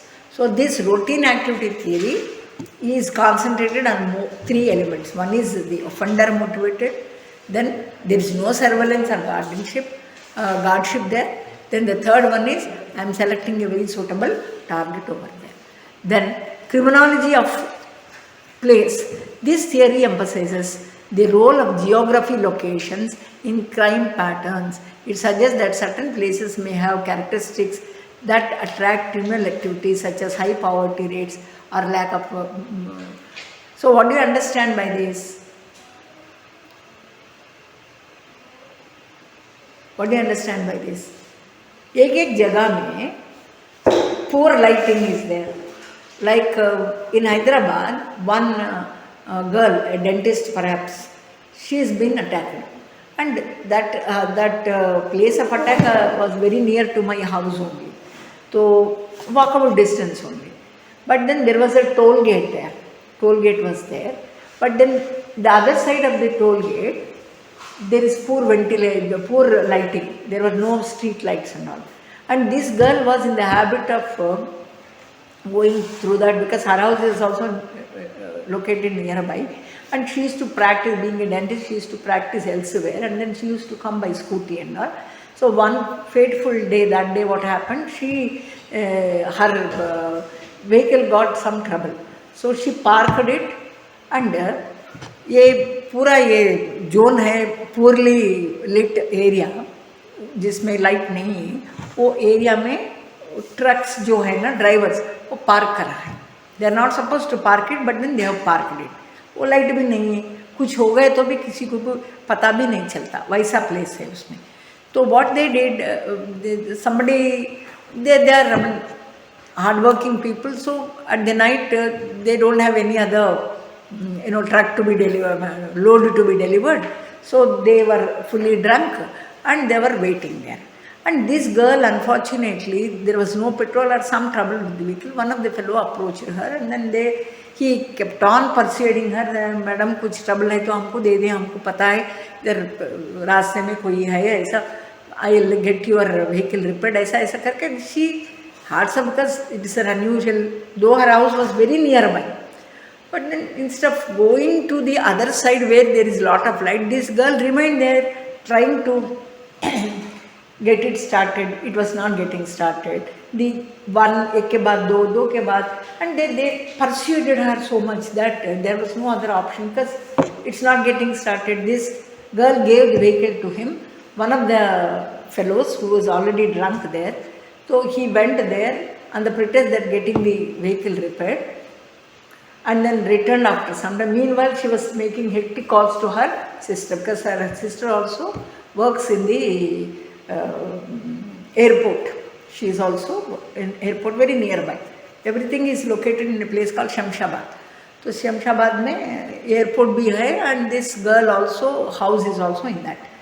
And there were hectic calls being made. हमको इनसे देखने में डर हो रहा, ऐसा शैतान जैसा दिख रहा, he is fully drunk, you keep on talking to me, no, I am getting frightened. Now this girl is little bold. Her sister, younger sister is little bold, the one who works in airport, and she kept on, अब क्या है इतने डरने के, क्या है, वही रास्ता है ना, हर रोज उधर से ही आप आ रहे हो, डरने का क्या बात है. If you feel so frightened alone, why don't you shift to that place where people are there, toll gate है ना, आदमी है, उधर vehicles तो आते जाते हैं, move to that place बोल के बोले. This girl, I don't know, for some reason she becomes so timid and all. Next time when they came, so 2-3 people, if they overpower, there is no way, they close her mouth and all. She was stopped from shouting and all. And then एक ऐसा isolated interior place है उसमें, that's what abandoned place in interior. So they took her, all 4-5 of them took her, gang raped her, and इनको बेहोश हो गया है. Then later on they ensured that the girl died, and then took the body of the girl in the same truck to a place which is the outskirt, and then petrol तो होता ही है उसमें, petrol डाल दिया इनके ऊपर, जला दिया बस. So why I am trying to tell you this, narrating this particular crime is that there is a location. So there is the area which is not properly has got lighting and all. Why should somebody stay there? The chances that the crimes can happen there will be more because of the location of the place. So later on, then after the crime got over, then they started putting street lights. When every harm happened, then what is the point? At least they realized that this is the area where crimes may happen in future also. So they put lot of street lights over there, and then stopped for some time parking of the trucks. Otherwise, there was no control for the drivers to park the trucks there, but then there was some control being enforced by the police, and after that they stopped parking the trucks over there. So one is your geographical location. It suggests that certain places may have characteristics that attract criminal activity. Lonely area, outskirts, poorly lit areas and all. Lanes, by lanes, where there is no traffic, there is no crowd. So these are the places where crimes can happen. So criminology of place is also important. Then conflict theory examines the role of power, inequality, social conflict in contributing to criminal behavior. Now we have already discussed that lack of money, that is poverty. Then lack of power, you are so feeble, other person is so strong, and then they overpower you, you are feeble, you have to only surrender, there is no other way. So power, inequality, and this will lead to frustration, conflicts, and that may promote the criminal behavior. Then control balance theory. This theory focuses on the balance between individuals' inner controls and outer controls, external factors such as social norms and legal consequences. An imbalance between these controls can lead to. So control means there is good and bad. Bad, you may have bad intentions. As long as intentions never get reflected as actions, no problem. If I look at somebody who is beautiful and all, the other sex also is so good, very good looking. To that extent I can keep myself. And if I am exceeding that, what will happen? By somehow I have to make friends, deceive her in the name of marriage, have some intercourse with her, and then later on leave her. That is bad, isn't it? Now, so there is a control. Society gives us some norms. We need to control our emotions, bad emotions. We know that we have, after all, we are human beings, we are not without any emotions. We have good emotion, bad emotions also. Our prudence, our common sense lies in balancing these two, between good and bad, isn't it? We need to control bad, promote good. So society is going to give you some norms. So you have to abide by those norms. Balance the inner control. There is an inner control, external control. So which control do you think is good for somebody's character to build in? Do you think external control will help us, or internal control, or both, or which one more? Inner control means we have to control our emotions, our feelings. Some behaviors are not expected, they are prohibited by the society, which are prohibited by the society. But then inner hearts of hearts, I want to do that activity, but still I am not doing it. Why? That means we need to control the emotions that are there. Good, bad, ugly, everything is there within us. How you control your emotion, that matters. Because society, if it doesn't give any norms, if I say adultery is no crime at all, you see number of next day, more and more adultery cases being reported. Why? Because people are not afraid. If I indulge in adultery also, nothing is going to happen. Why not I? Inka wife अच्छा है, उनके साथ चले जाओ. Because there is no control. Because it's no more a crime. So that tendency will be more and more. So there should be a balance. There should be a control of internal, external. it is always good that you should have your own internal things, because internal control is within your hands. You can reform yourself. You cannot control others or others' behavior. You can control your behavior. So it's always good that you control your internal behavior. Of course, external controls are by force. They are imposed on you. They are imposed on you, and that is the expected behavior. External controls are forcibly put on you. They were put on you, and then you need to follow those norms, whether you like it or not. You need. Otherwise, if you don't do that, then you are liable for some kind of a punishment as given by the law. So डर के मारे ऐसे jail में क्यों जाना, arrest क्यों होना, so उससे that is acting as a deterrent for us. So that is the control that society is going to put on us. So control balance theory means you have to control both your external factors as well as internal factors. So external factors कौन सा है? Social, society also gives us norms, and legal, because every crime has got every right has a remedy. You be just ibi remedium. So that what is that called? Maxim you have to remember always. So this is about control balance theory. So theories are very important. So next time, next class, I will be asking one of you to make into 2-3 groups. Each group should tell about 2 theories. How many theories? If there are 11 theories, each one of you should tell one theory. है ना? Prepare करके अच्छा board इधर आके board के ऊपर लिख के हमको explain करो, because this is going to come anyway, definitely. क्या हुआ?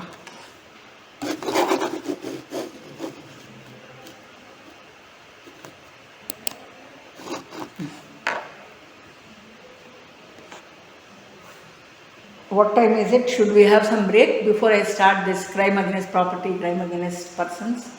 Do you think that we should have some 5 minutes break? So have break and then tell me. We will continue. Able to understand or not? Theories. एक बार अच्छा पढ़ लेना घर में. Still if you have some doubt, you can, because initially थोड़ा words पकड़ने में थोड़ा दिक्कत होगा हमको. If you read and try to understand, probably you will catch hold of some words. Balance में कौन सा balance होता है? Like पॉजिटिव बोल के क्या है, बायोलॉजिकल में क्या वर्ड है, की वर्ड्स पकड़े तो बाकी लिखना आसानी है. There is no problem.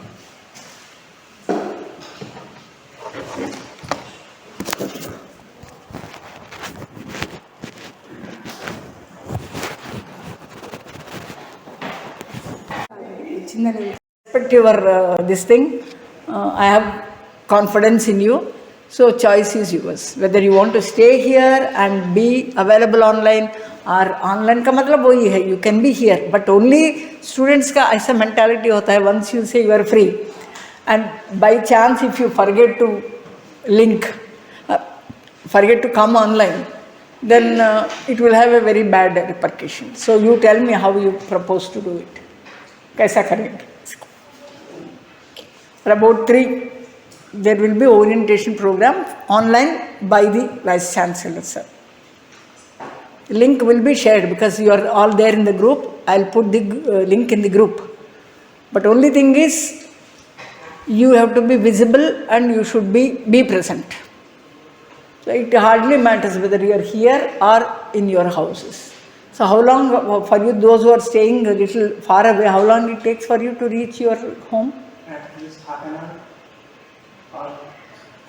So if I leave you at 2 o'clock, by 3 I think all of you will be at your places only, isn't it? Some time for lunch. हाँ 1:30 तक तो क्लास तो होगा, अभी तो 1 भी हो रहा. तो you want me to start this crime against property and all today only or tomorrow? I leave the choice to you. We'll start. सब लोग. Because this is a crime against property, crime against persons and all, this is also little important. So I'll tell you about that. कैसा करना, इधर रहेंगे, जाएंगे, ऐसा we'll decide about that later. Now we have completed the theories of crime, then what are the causes, what are the consequences, why somebody does a crime, and then what are the biological factors, what are the sociological factors, all that theories we have completed. Now another important aspect is that we said in the initial class itself, there is a complete procedure code, and there is complete penal code also for all the crimes, in which crimes have been systematically divided, classified, and they are given different nomenclatures, है ना. ये category ऐसा है, crimes which are committed against the property, so they are called property offences. And there are another category of crimes which are committed on human beings, they are called crimes against person. And I told you there are crimes which are against the documents, document related crimes, and then crimes which are against the institution of family. So like that there are different categories of crime. And to discuss crimes against property, that means what do you understand? These are crimes done against the property. Properties are two kinds again, or three kinds for that matter. Properties which are movable, easy to move are called movable. इसको on करो ना ताकि record हो जाए, somebody can put it on. You know how to put it on the record now? See whether it is recording. Video recording or audio recording? नहीं खाली ये video, somebody missing it at least can be. ये तो PowerPoint में share हो गया है ना, voice only है, voice. वीडियो रिकॉर्डिंग करना है ना मैम, पासवर्ड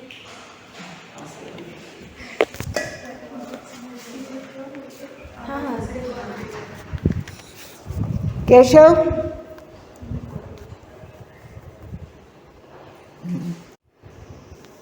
ठीक. So the crimes are classified. There is a penal code, complete comprehensive penal code, which divides the entire thing into, classifies the crimes into different categories. Now to talk about property I said are 2-3 types. One is movable. Movable ka matlab it is transportable. We can move the property from one place to the, like for example jewelry, cash, documents, valuable documents and all. These are all movable, which can be moved easily, are called movable. And properties which are immovable, agriculture property hai, house hai na, you cannot move them, so they are called immovable properties. Movable properties and immovable properties.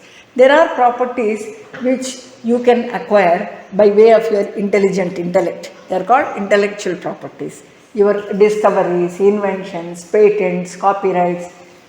Book किताब लिखना चाह रहे हैं, आपका दिमाग से वो आ रहा, so for that you can take a copyright.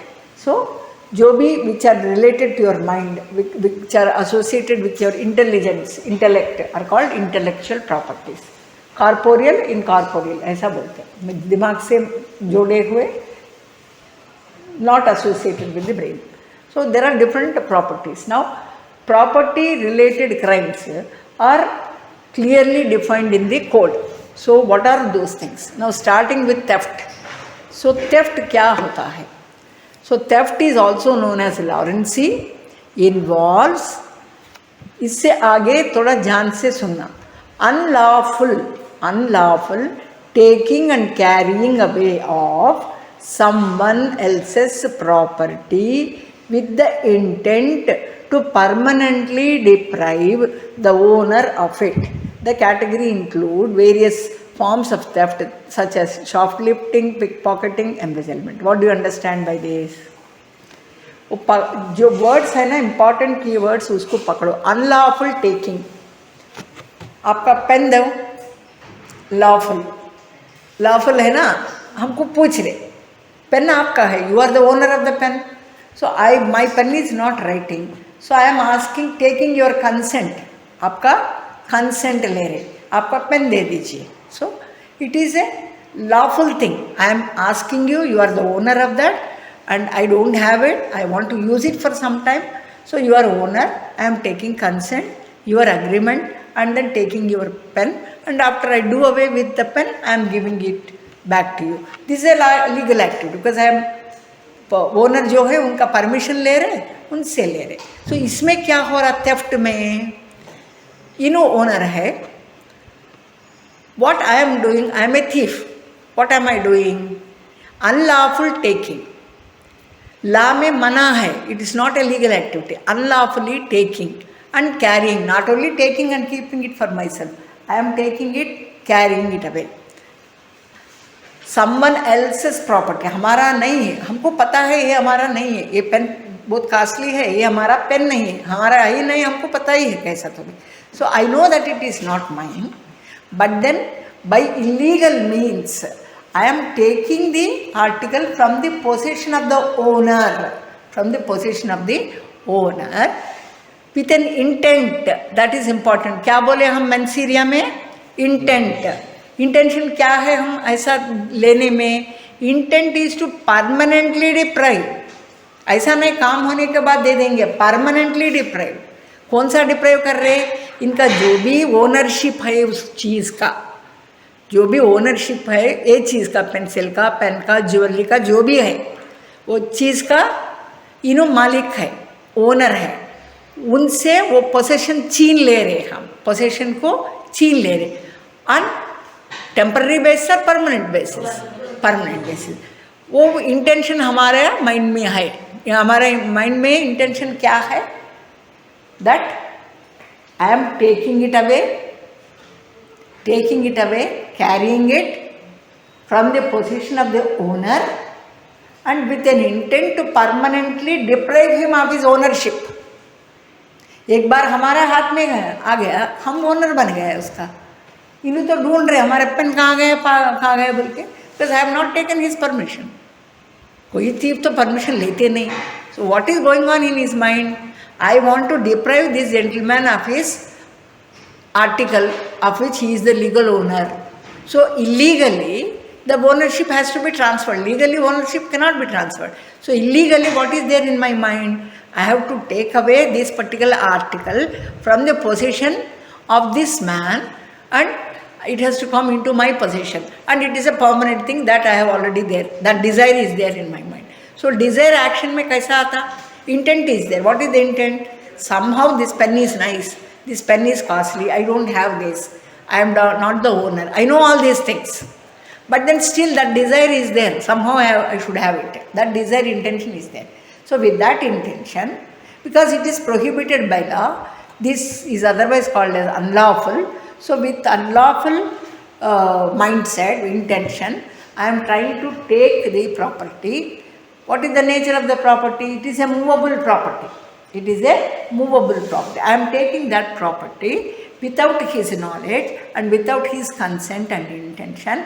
I am taking that of which of the article he is the owner, and to make him permanently deprived of his possession, I am taking it from his possession and taking that into my possession is called theft.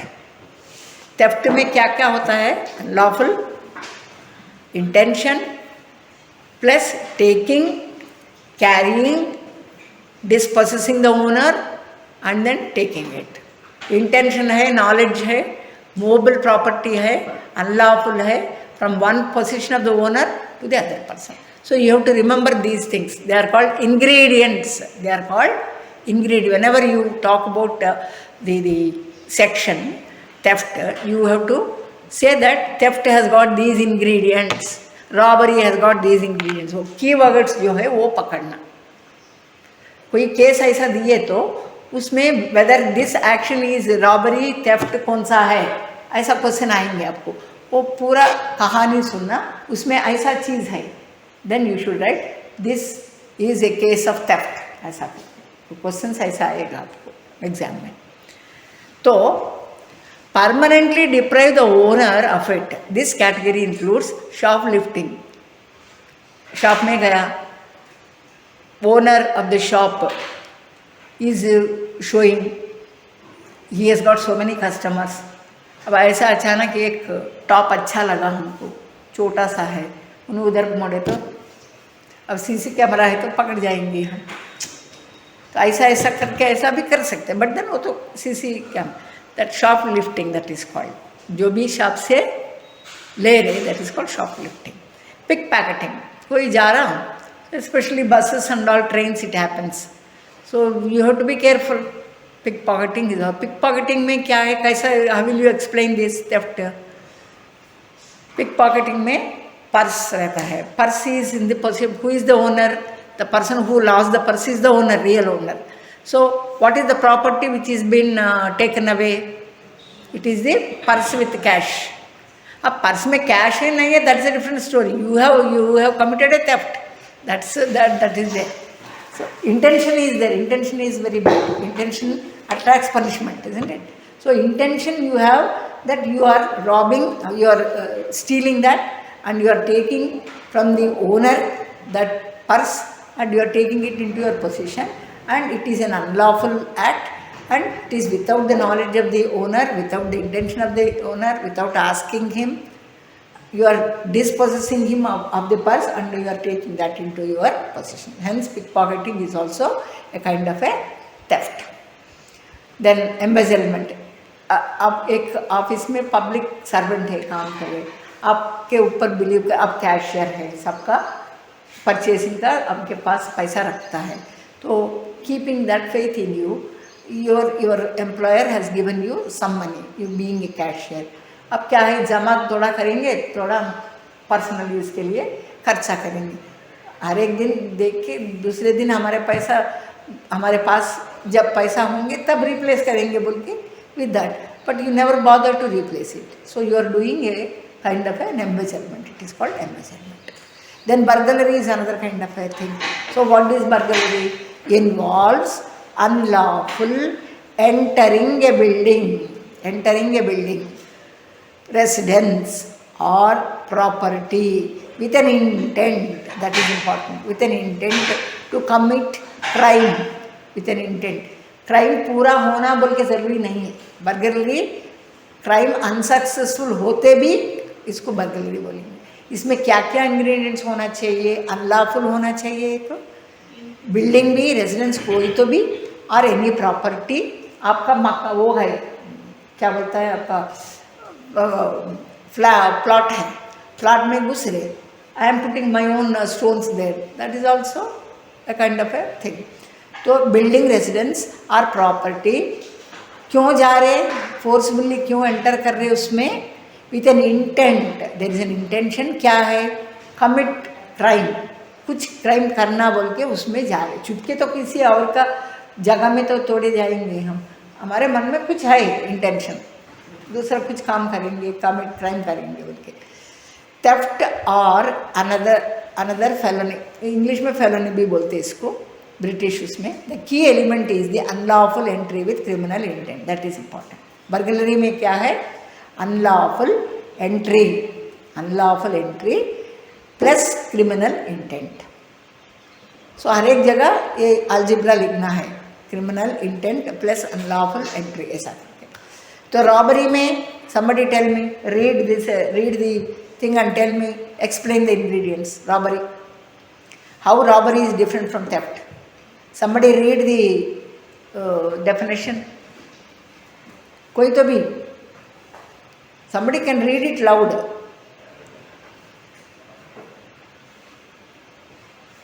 Anyone? Karthik, you can read, because I know only Karthik and some names. So Karthik, please read. What is given in robbery? Robbery is a theft that involves the use of force, intimidation, or threats to take property directly from another person. It is a more direct and often violent crime against property. So that means we can say that robbery is a theft. That means whatever ingredients that are there in theft also are there in robbery, but it is little aggravated form.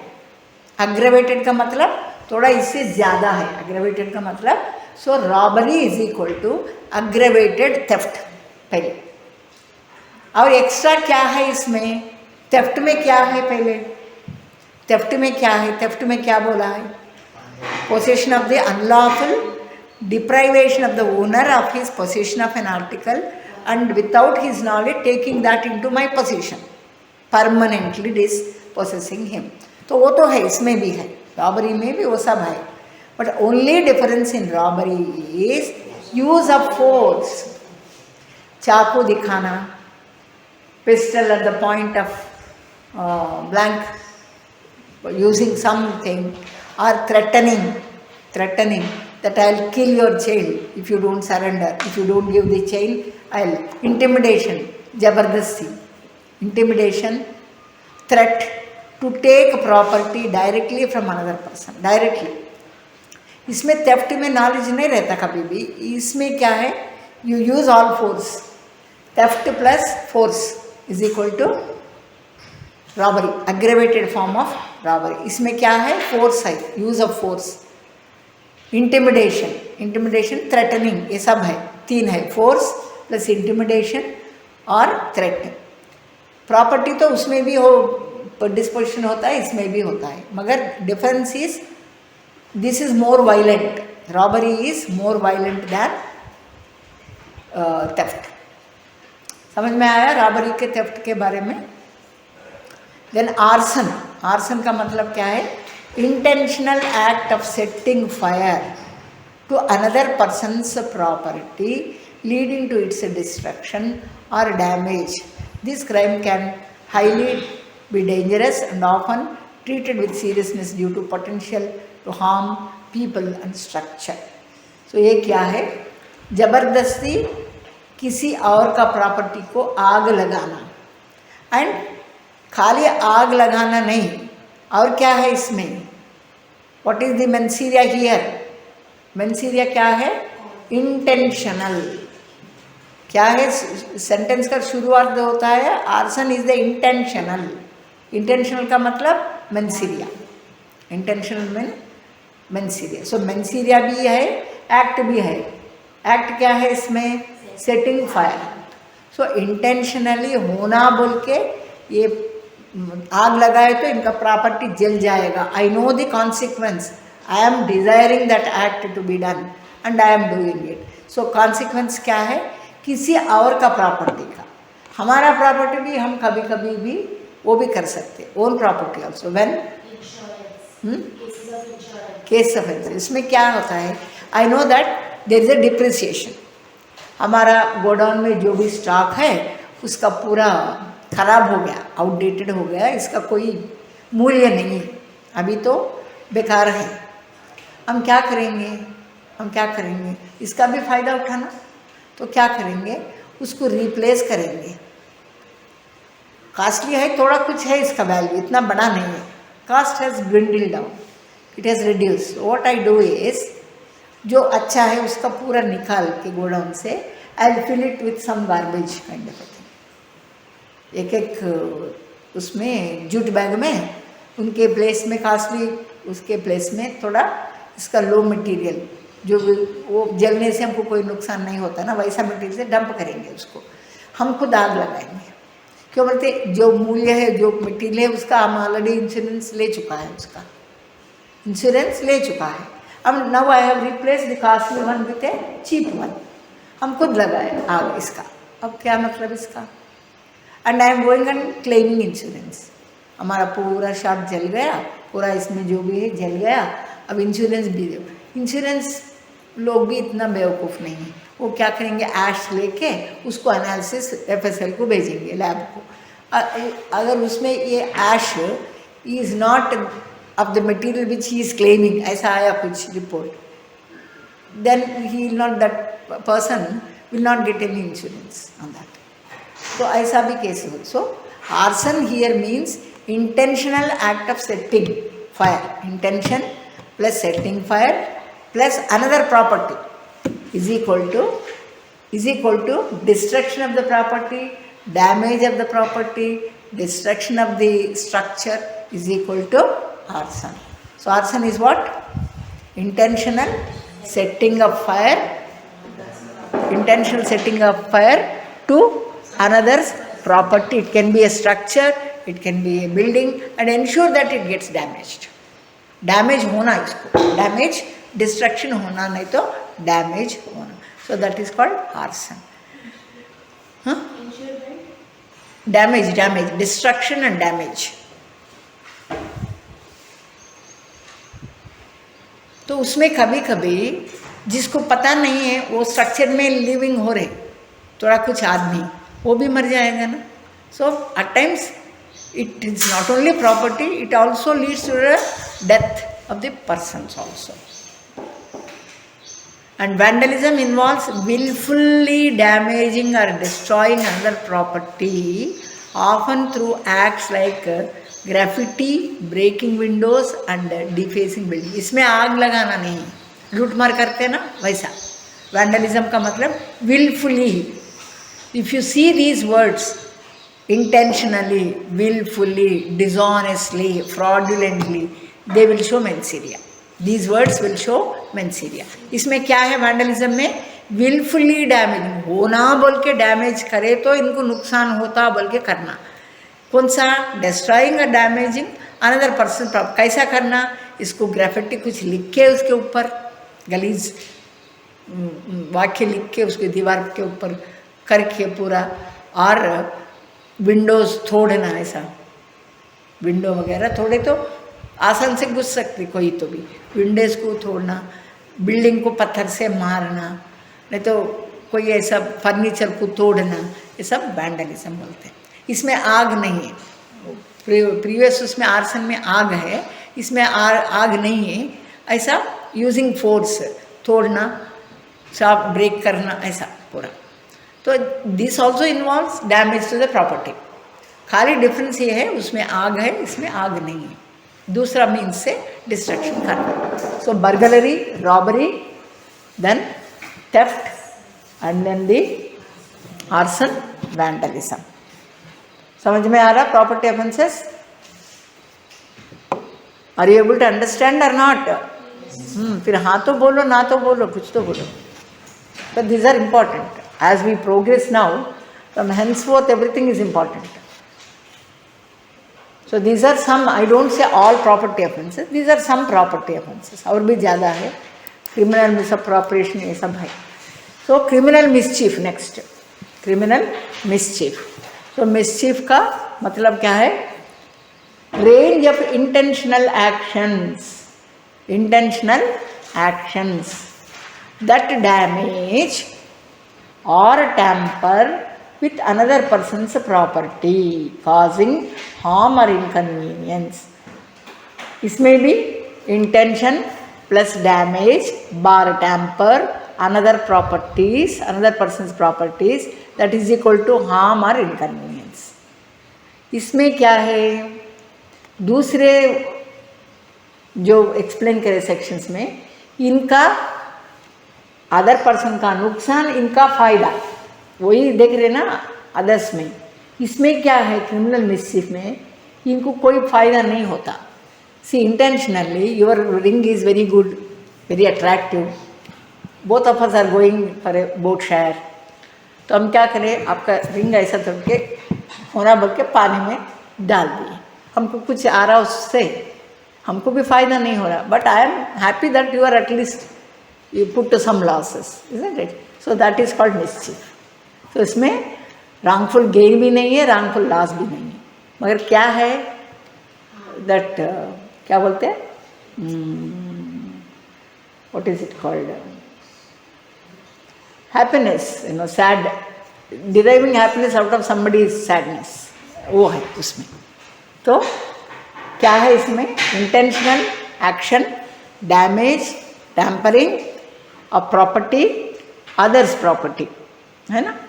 Public property भी कभी कभी, keying cars, जो car parking करे तो car की है तो लेके जाना.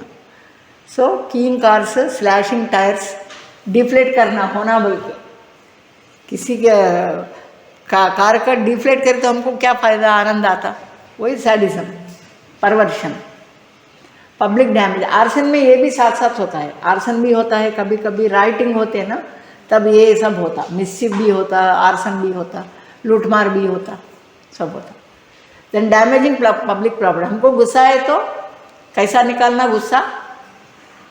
एक आरटीसी बस को जलाओ, है ना, ट्रेन को पत्थर से मारो, ensure that windows are broken and all. So this is all mischief. Mischief में you have to importantly remember that there is no gain for the person who is doing that. होना बोल के करना बस, sadism, criminal mischief, है ना.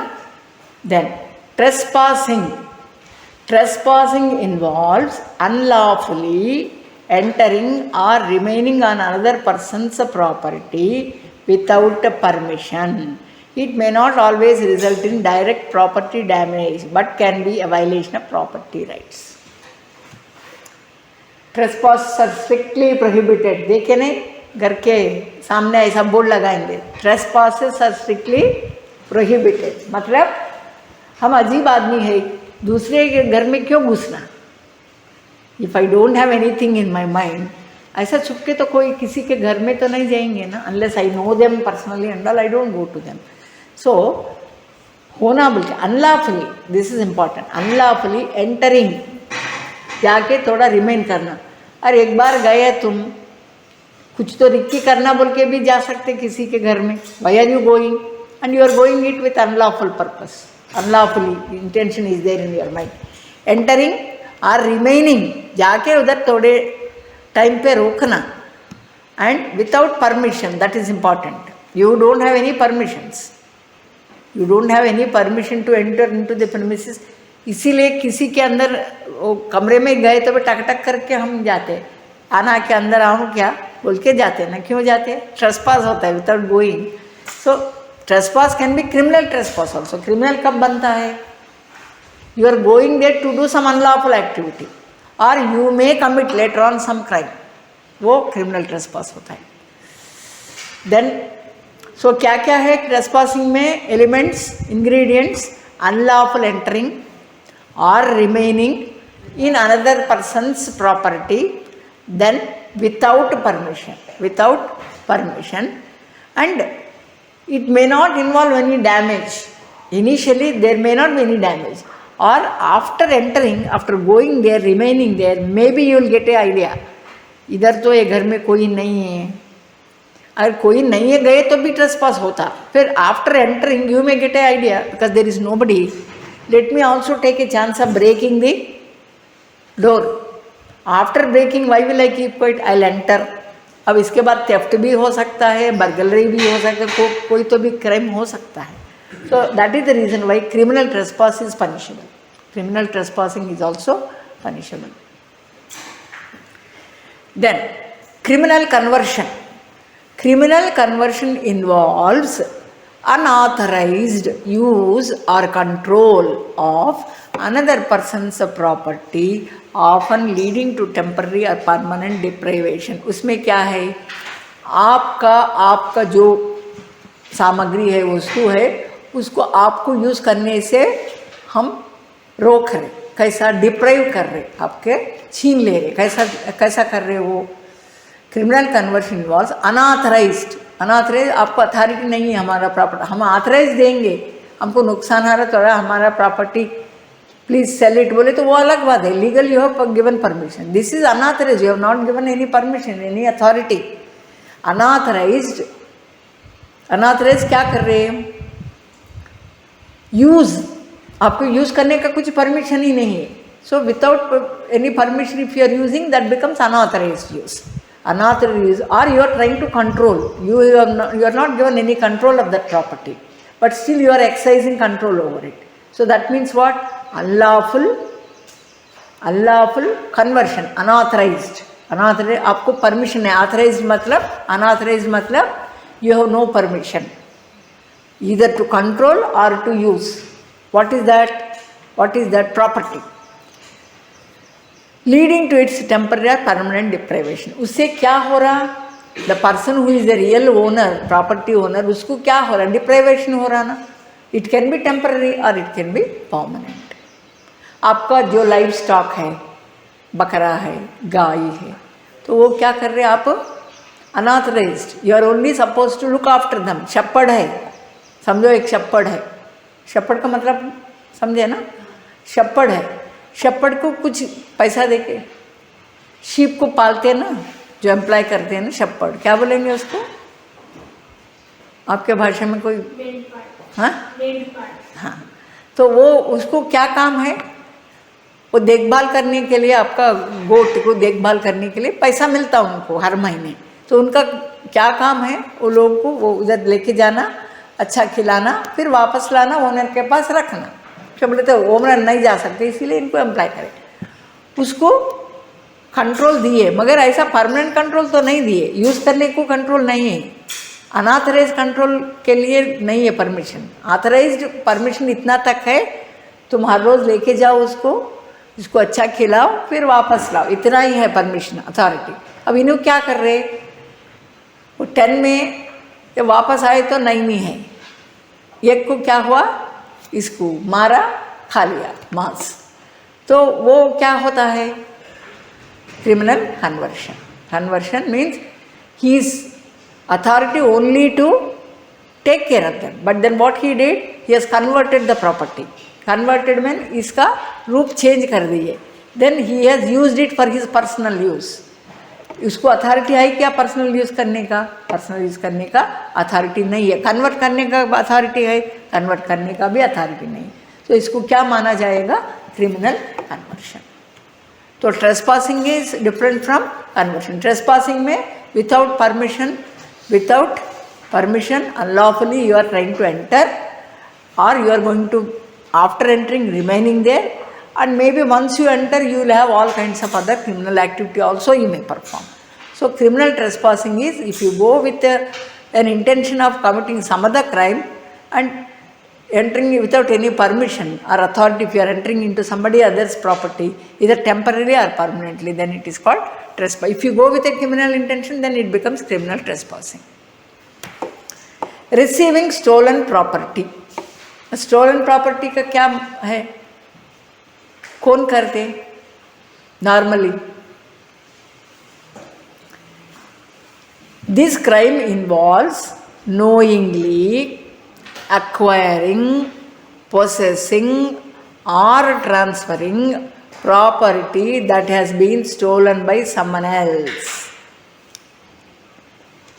ये crime में थोड़ा प्रॉपर्टी चोरी हुआ है, jewellery one thief has stolen from a house, so वो प्रॉपर्टी ऐसा ही रखे तो कोई पकड़ेंगे ना, इनको पकड़े तो वो तो मालूम होता किसी को भी इनू चोर है। तो व्हाट ही डज, पान ब्रोकर्स होते हैं ना, पान ब्रोकर्स पता है कौन है, गिरवी रख के इसको पैसा मिलता ना, ही विल सेल ताकि कोई इनको नहीं पकड़े। अब इन्हों क्या करेंगे, पूरा इसको मेल्ट करके इसका रूप बदलेंगे ताकि कोई पकड़ नहीं सकते। मगर पुलिस लोग ऐसा क्या करते हैं, उनके इलाका में ऐसा कौन सा शॉप है वो फेमस है ऐसा चोरी का माल बेचने में, रिसीव करने में कौन है मशहूर, तो they will keep a watch on this people. So even possessing और acquiring a stolen property not innocently, if the police can prove that knowingly this man, with a knowledge that these are stolen property, ये घर में चोरे हुए jewellery है फिर भी ये लोग गिरवी रखे दे रहे, if this person has got this knowledge, then it is called the receiving stolen property. So उसमें knowledge is important. What does it say? Crime involves knowingly, means knowledge. Knowingly what? Acquiring, लेना, then possessing, इसके पास रहना, transferring, ये बंदा क्या कर रहे, इनके चोरी करके लाया, इन्हों इधर सोमप्रे किधर शॉप में दे रहे, किसको, जो ब्लैक स्मिथ गोल्ड स्मिथ होता है ना, गोल्ड स्मिथ को शॉप्स रहते हैं, गिरवी रख के पैसा देंगे, तो गिरवी रख के किसी और को भेजेंगे, नहीं तो इसका ट्रांसफ़र करेंगे, इसका पूरा क्या बोलते हैं, इसको मेल्ट करके गोल्ड का रूप लेके फिर they will make some other article and then sell it. So there are standard people who do this, pawn brokers बोलते इसको. तो वैसा लोग इफ दे हैव नॉलेज, पकड़ा गए तो हमको पता नहीं साहब ये चोरी का माल है बोल के हमको पता नहीं, वो ये करेंगे ना, but then police can understand. Immediately गए तो भी फ़ायदा है, इमीडिएटली नहीं गए तो उन्होंने भी स्मार्ट रहेंगे, उनका पूरा मेल्ट करेंगे, इसको शेप आउट करेंगे. शेप में रहे तो then you the owner also will understand. जिसका चोरी हुआ उन तो पहचान सकते हमारा ये है कंगन है, वो है, वो टॉप्स है बोल के पहचान सकते. But immediately if the crime is reported, immediately police are into action, then probably they will trace out. Otherwise क्या होता, इसका शेप बदल गया, then you will not be able to trace out, you will not be able to identify. So that is called receiving stolen property. That is also a crime. Somebody receives it and then knows that it is here, चोरी का माल है ये, फिर भी खरीद रहे. And if you cannot give justified answer, और पकड़ गए आप, justification नहीं आ रहा, आपका बोलने में there is no coherence. एक वर्षन अलग अलग टाइम पे एक वर्षन बोल रहे आप. सो इससे पता चल जाएगा पुलिस लोगों को ये तो चोरी का माल है. So that is also somebody who receive stolen property are also liable for punishment. So इसमें क्या क्या इंग्रेडिएंट्स है? Knowingly acquiring, possessing, transferring property. उसका कैरेक्टर क्या है? Stolen from someone else, stolen from someone. So इसीलिए इसको रिसीविंग स्टोलन प्रॉपर्टी बोलेंगे. फ्रॉड, नेक्स्ट फ्रॉड क्या है? Fraudulent activities. It starts with fraudulent, dishonest बोले तो mens rea. Fraudulent activities such as identity theft. हम मैथ्स में वीक है, क्या करेंगे? हमारे जगह एग्जाम लिखने के लिए दूसरे आदमी को बिठाएंगे. नहीं तो ये जो स्पॉट वैल्यूएशन में, इन्विजिलेशन में रहता है ना, हमको इनका रिश्तेदार है, हम क्या करेंगे? हमारे जगह हमारे फोटो रहेंगे, पूरा हमारे रहेंगे, हमारा एग्जाम लिखेंगे इन्विजिलेटर, हम नहीं लिखेंगे. इसको आइडेंटिटी थेफ्ट बोलते हैं. Then credit card frauds. Credit card हमारा है, हमारा क्रेडिट कार्ड का चोरी हो गया, फिर हम दूसरे आदमी को मिल गया, उन्हें पूरा नंबर्स पता है, तो it is immaterial. Once you know the number, कोई भी मनी ले सकते उसमें से. ऐसा credit card frauds are also one category of identity theft. Insurance frauds and then involve deceiving others. Deceiving, इसमें क्या इंग्रेडिएंट है? फ्रॉडुलेंट भी रहना, deceiving others to gain access to their property और फाइनेंशियल रिसोर्सेस. आपका फाइनेंशियल रिसोर्सेस बैंक में है, आपका इंश्योरेंस है, आपका प्रॉपर्टीज है, उसमें क्या कर रहे हम? Without authorisation, without any permission, I am gaining access into your financial resources and I am acting as if you are acting. So that means your identity I am stealing. Your identity I am stealing. How am I doing? I am gaining access into your resources. What are your resources? It may be finance resources, insurance resources, something which is very personal to you. What I am trying to do? I am gaining an unauthorized access, not authorized access. Bank वगैरह तो authorised है, हम इतना पैसा cut करो बोले तो they have all access, है ना, दैट इज ऑथराइज्ड एक्सेस. सो ये आइडेंटिटी थेफ्ट जो होता है, आपका पर्सनल रिसोर्सेस, फाइनेंशियल अदरवाइज जो होता है, उसमें हम अनऑथराइजली एक्सेस करेंगे वो डेटा को एक्सेस करके उसके ऊपर ऑपरेशन करेंगे. आप भी खरीदना चाहे तो क्रेडिट कार्ड में क्या करेंगे? आप वो जो भी पिन है वो मारेंगे, खरीदना है तो खरीदेंगे, नहीं तो पैसा विथड्रा करना तो खरीदेंगे. आप गए तो भी, आपके तरफ कोई और गए तो भी वही पिन मारे तो उतना ही पैसा आएंगे ना. That is if you authorise somebody to use your card and then giving it, that is authorised. अब चोरी में क्या होता? आपका क्रेडिट कार्ड चोरी होता, पहले उसका पिन वगैरह मालूम कर लेते, वो मारेंगे. That means you are trying to steal somebody else's identity, and you are entering into their resources as if the real owner is entering into access. आपका access नहीं है, somehow you are gaining access through unauthorized means, illegal means, and then those resources, somebody else's resources, somebody else's properties, you are using as if you are the owner. How are you doing? By gaining an unauthorized access into the resources. Hence this is called fraud. How are you doing? Fraudulently. You are doing the activity fraudulent. To deceive somebody. Fraudulently का मतलब deceive somebody. Then intellectual property crimes. Fraud का मतलब समझ में आया? Then intellectual property crimes. So you have published a book, you have used your imagination, एक कहानी आपके मन में है. So वो पुस्तक रूप में लाना चाहे, you have published, you are about to publish this, और you have given the soft copy to one of your good friends to proof reading, इसके भरोसा पे प्रूफ रीडिंग के लिए सॉफ्ट कॉपी दे दी दूसरे फ्रेंड को, अब कोई किसी को। अब क्या कर रहे हो उन्होंने, अनऑथराइज्ड यूज, रिप्रोडक्शन।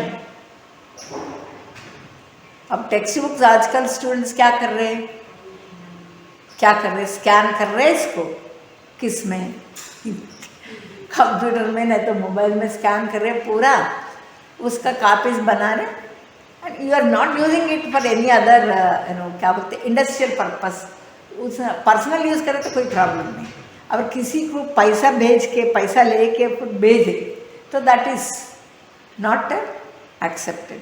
सो अनऑथराइज्ड यूज़, आपको इतना प्रूफ रीडिंग करने के लिए आपको दिए है, यूज़ करने का नहीं, इसको रिप्रोड्यूस करने, कापीज बनाने के लिए, कापीज बनाओ भेजो बोले तो, जेराक्स कंपनी में दिए, बगल में जेराक्स का दुकान है, जो भी मटेरियल आपको प्रूफ रीडिंग के मिला वो दुकानदार को दे दिए जेराक्स वालों को, तो जेराक्स करो, बहुत 100 कापीज दो, जो भी स्टूडेंट आते हैं हमारे पास हम रेकमेंड करेंगे उनको उधर ही जाके खरीदना बुक बोलेंगे।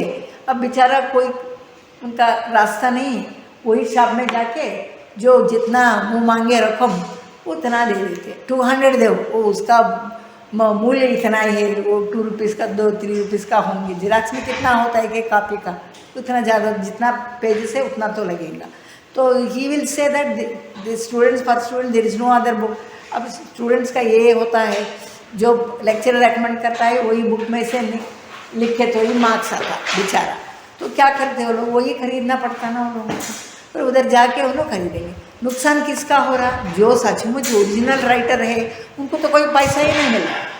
अब बीच में किसको मिल रहा, किसको अनऑथराइज्ड है, उसका मना है यूज़ करने का, रिप्रोड्यूस करने का, इसको भेजने का, डिस्ट्रीब्यूट करने का, इनका कोई परमिशन नहीं, खाली इनका परमिशन इतना तक है, खाली प्रूफ रीड करो, इसको वापस कर दो। तो ये बंदा क्या कर रहे, इसको यूज़ भी कर रहे, रिप्रोड्यूस करना माने कॉपीज बनाना, इसको इतना भी नहीं, और डिस्ट्रीब्यूट भी कर रहे पैसा लेके, वो भी कर रहे।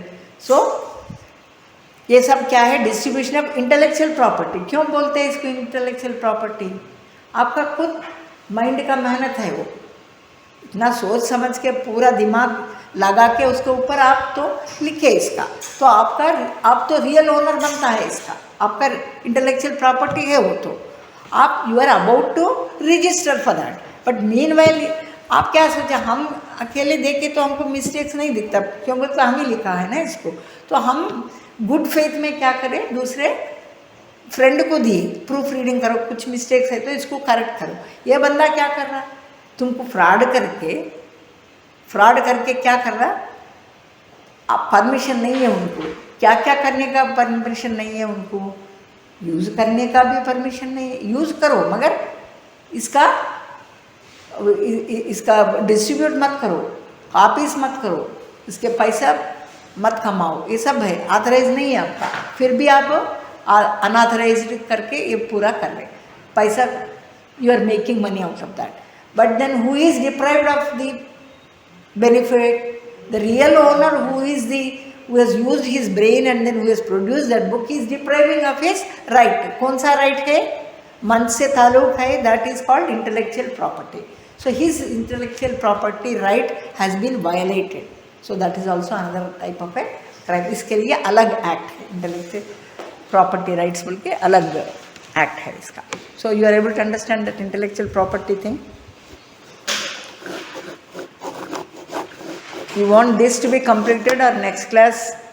So it again depends on your concentration. Again as person I feel we should deal in some other class. ठीक है, क्या है आपको पूछ रहे ना, if you want I can explain now, or if you feel that it should be explained some other class, well next class. क्यों बोले तो I don't believe in पूरा टैक्स करने में क्या फ़ायदा, समझ में आना ना, प्रॉपर्टीज तो पहले समझ में आने के बाद पर्सनल का देखेंगे। अब सो फार थेफ्ट, रॉबरी, ट्रेसपास और क्या है, आर्सन, मिसचीफ, है ना. Receiver of stolen properties.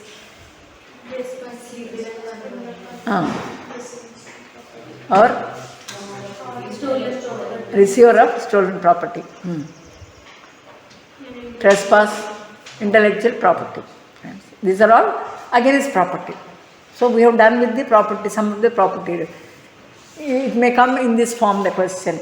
So discuss some of the property offences that are treated as crimes in IPC. ऐसा बोले तो then you have to mention this and then थोड़ा थोड़ा ingredients लिखे तो बस. So that may come as a 5 marks, 8 marks, 9 marks question. Depending on that, if it is for more marks, you have to give some example and then. Otherwise, खाली ingredients लिखो बस. So probably for crime against persons will deal in next tomorrow's class. But this week we have to complete this unit because 2 weeks are only there for 1 unit. And उसके बाद what we do, we'll try to prepare some question bank for that. Question bank for each unit. And उसमें से क्या क्या fill in the blanks type का होता है, that also we'll try to have and I'll share. So जब का जब unit खत्म हो गया, उसका पूरा question banks का answer prepare कर लेना आप लोग. Then and hand written करे तो आपको अच्छा आता. Cut and paste copy मत करो उसको. Then you are thorough with that unit.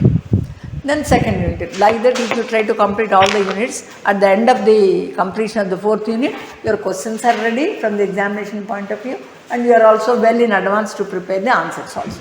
So खाली examination के time पे एक दिन पहले खाली brush up करना पड़ता आप लोगों को, because you have already studied and you have already prepared answers. So ऐसा करेंगे हर एक unit के लिए ऐसा करेंगे. तो 3 o'clock then what is that? क्या करना?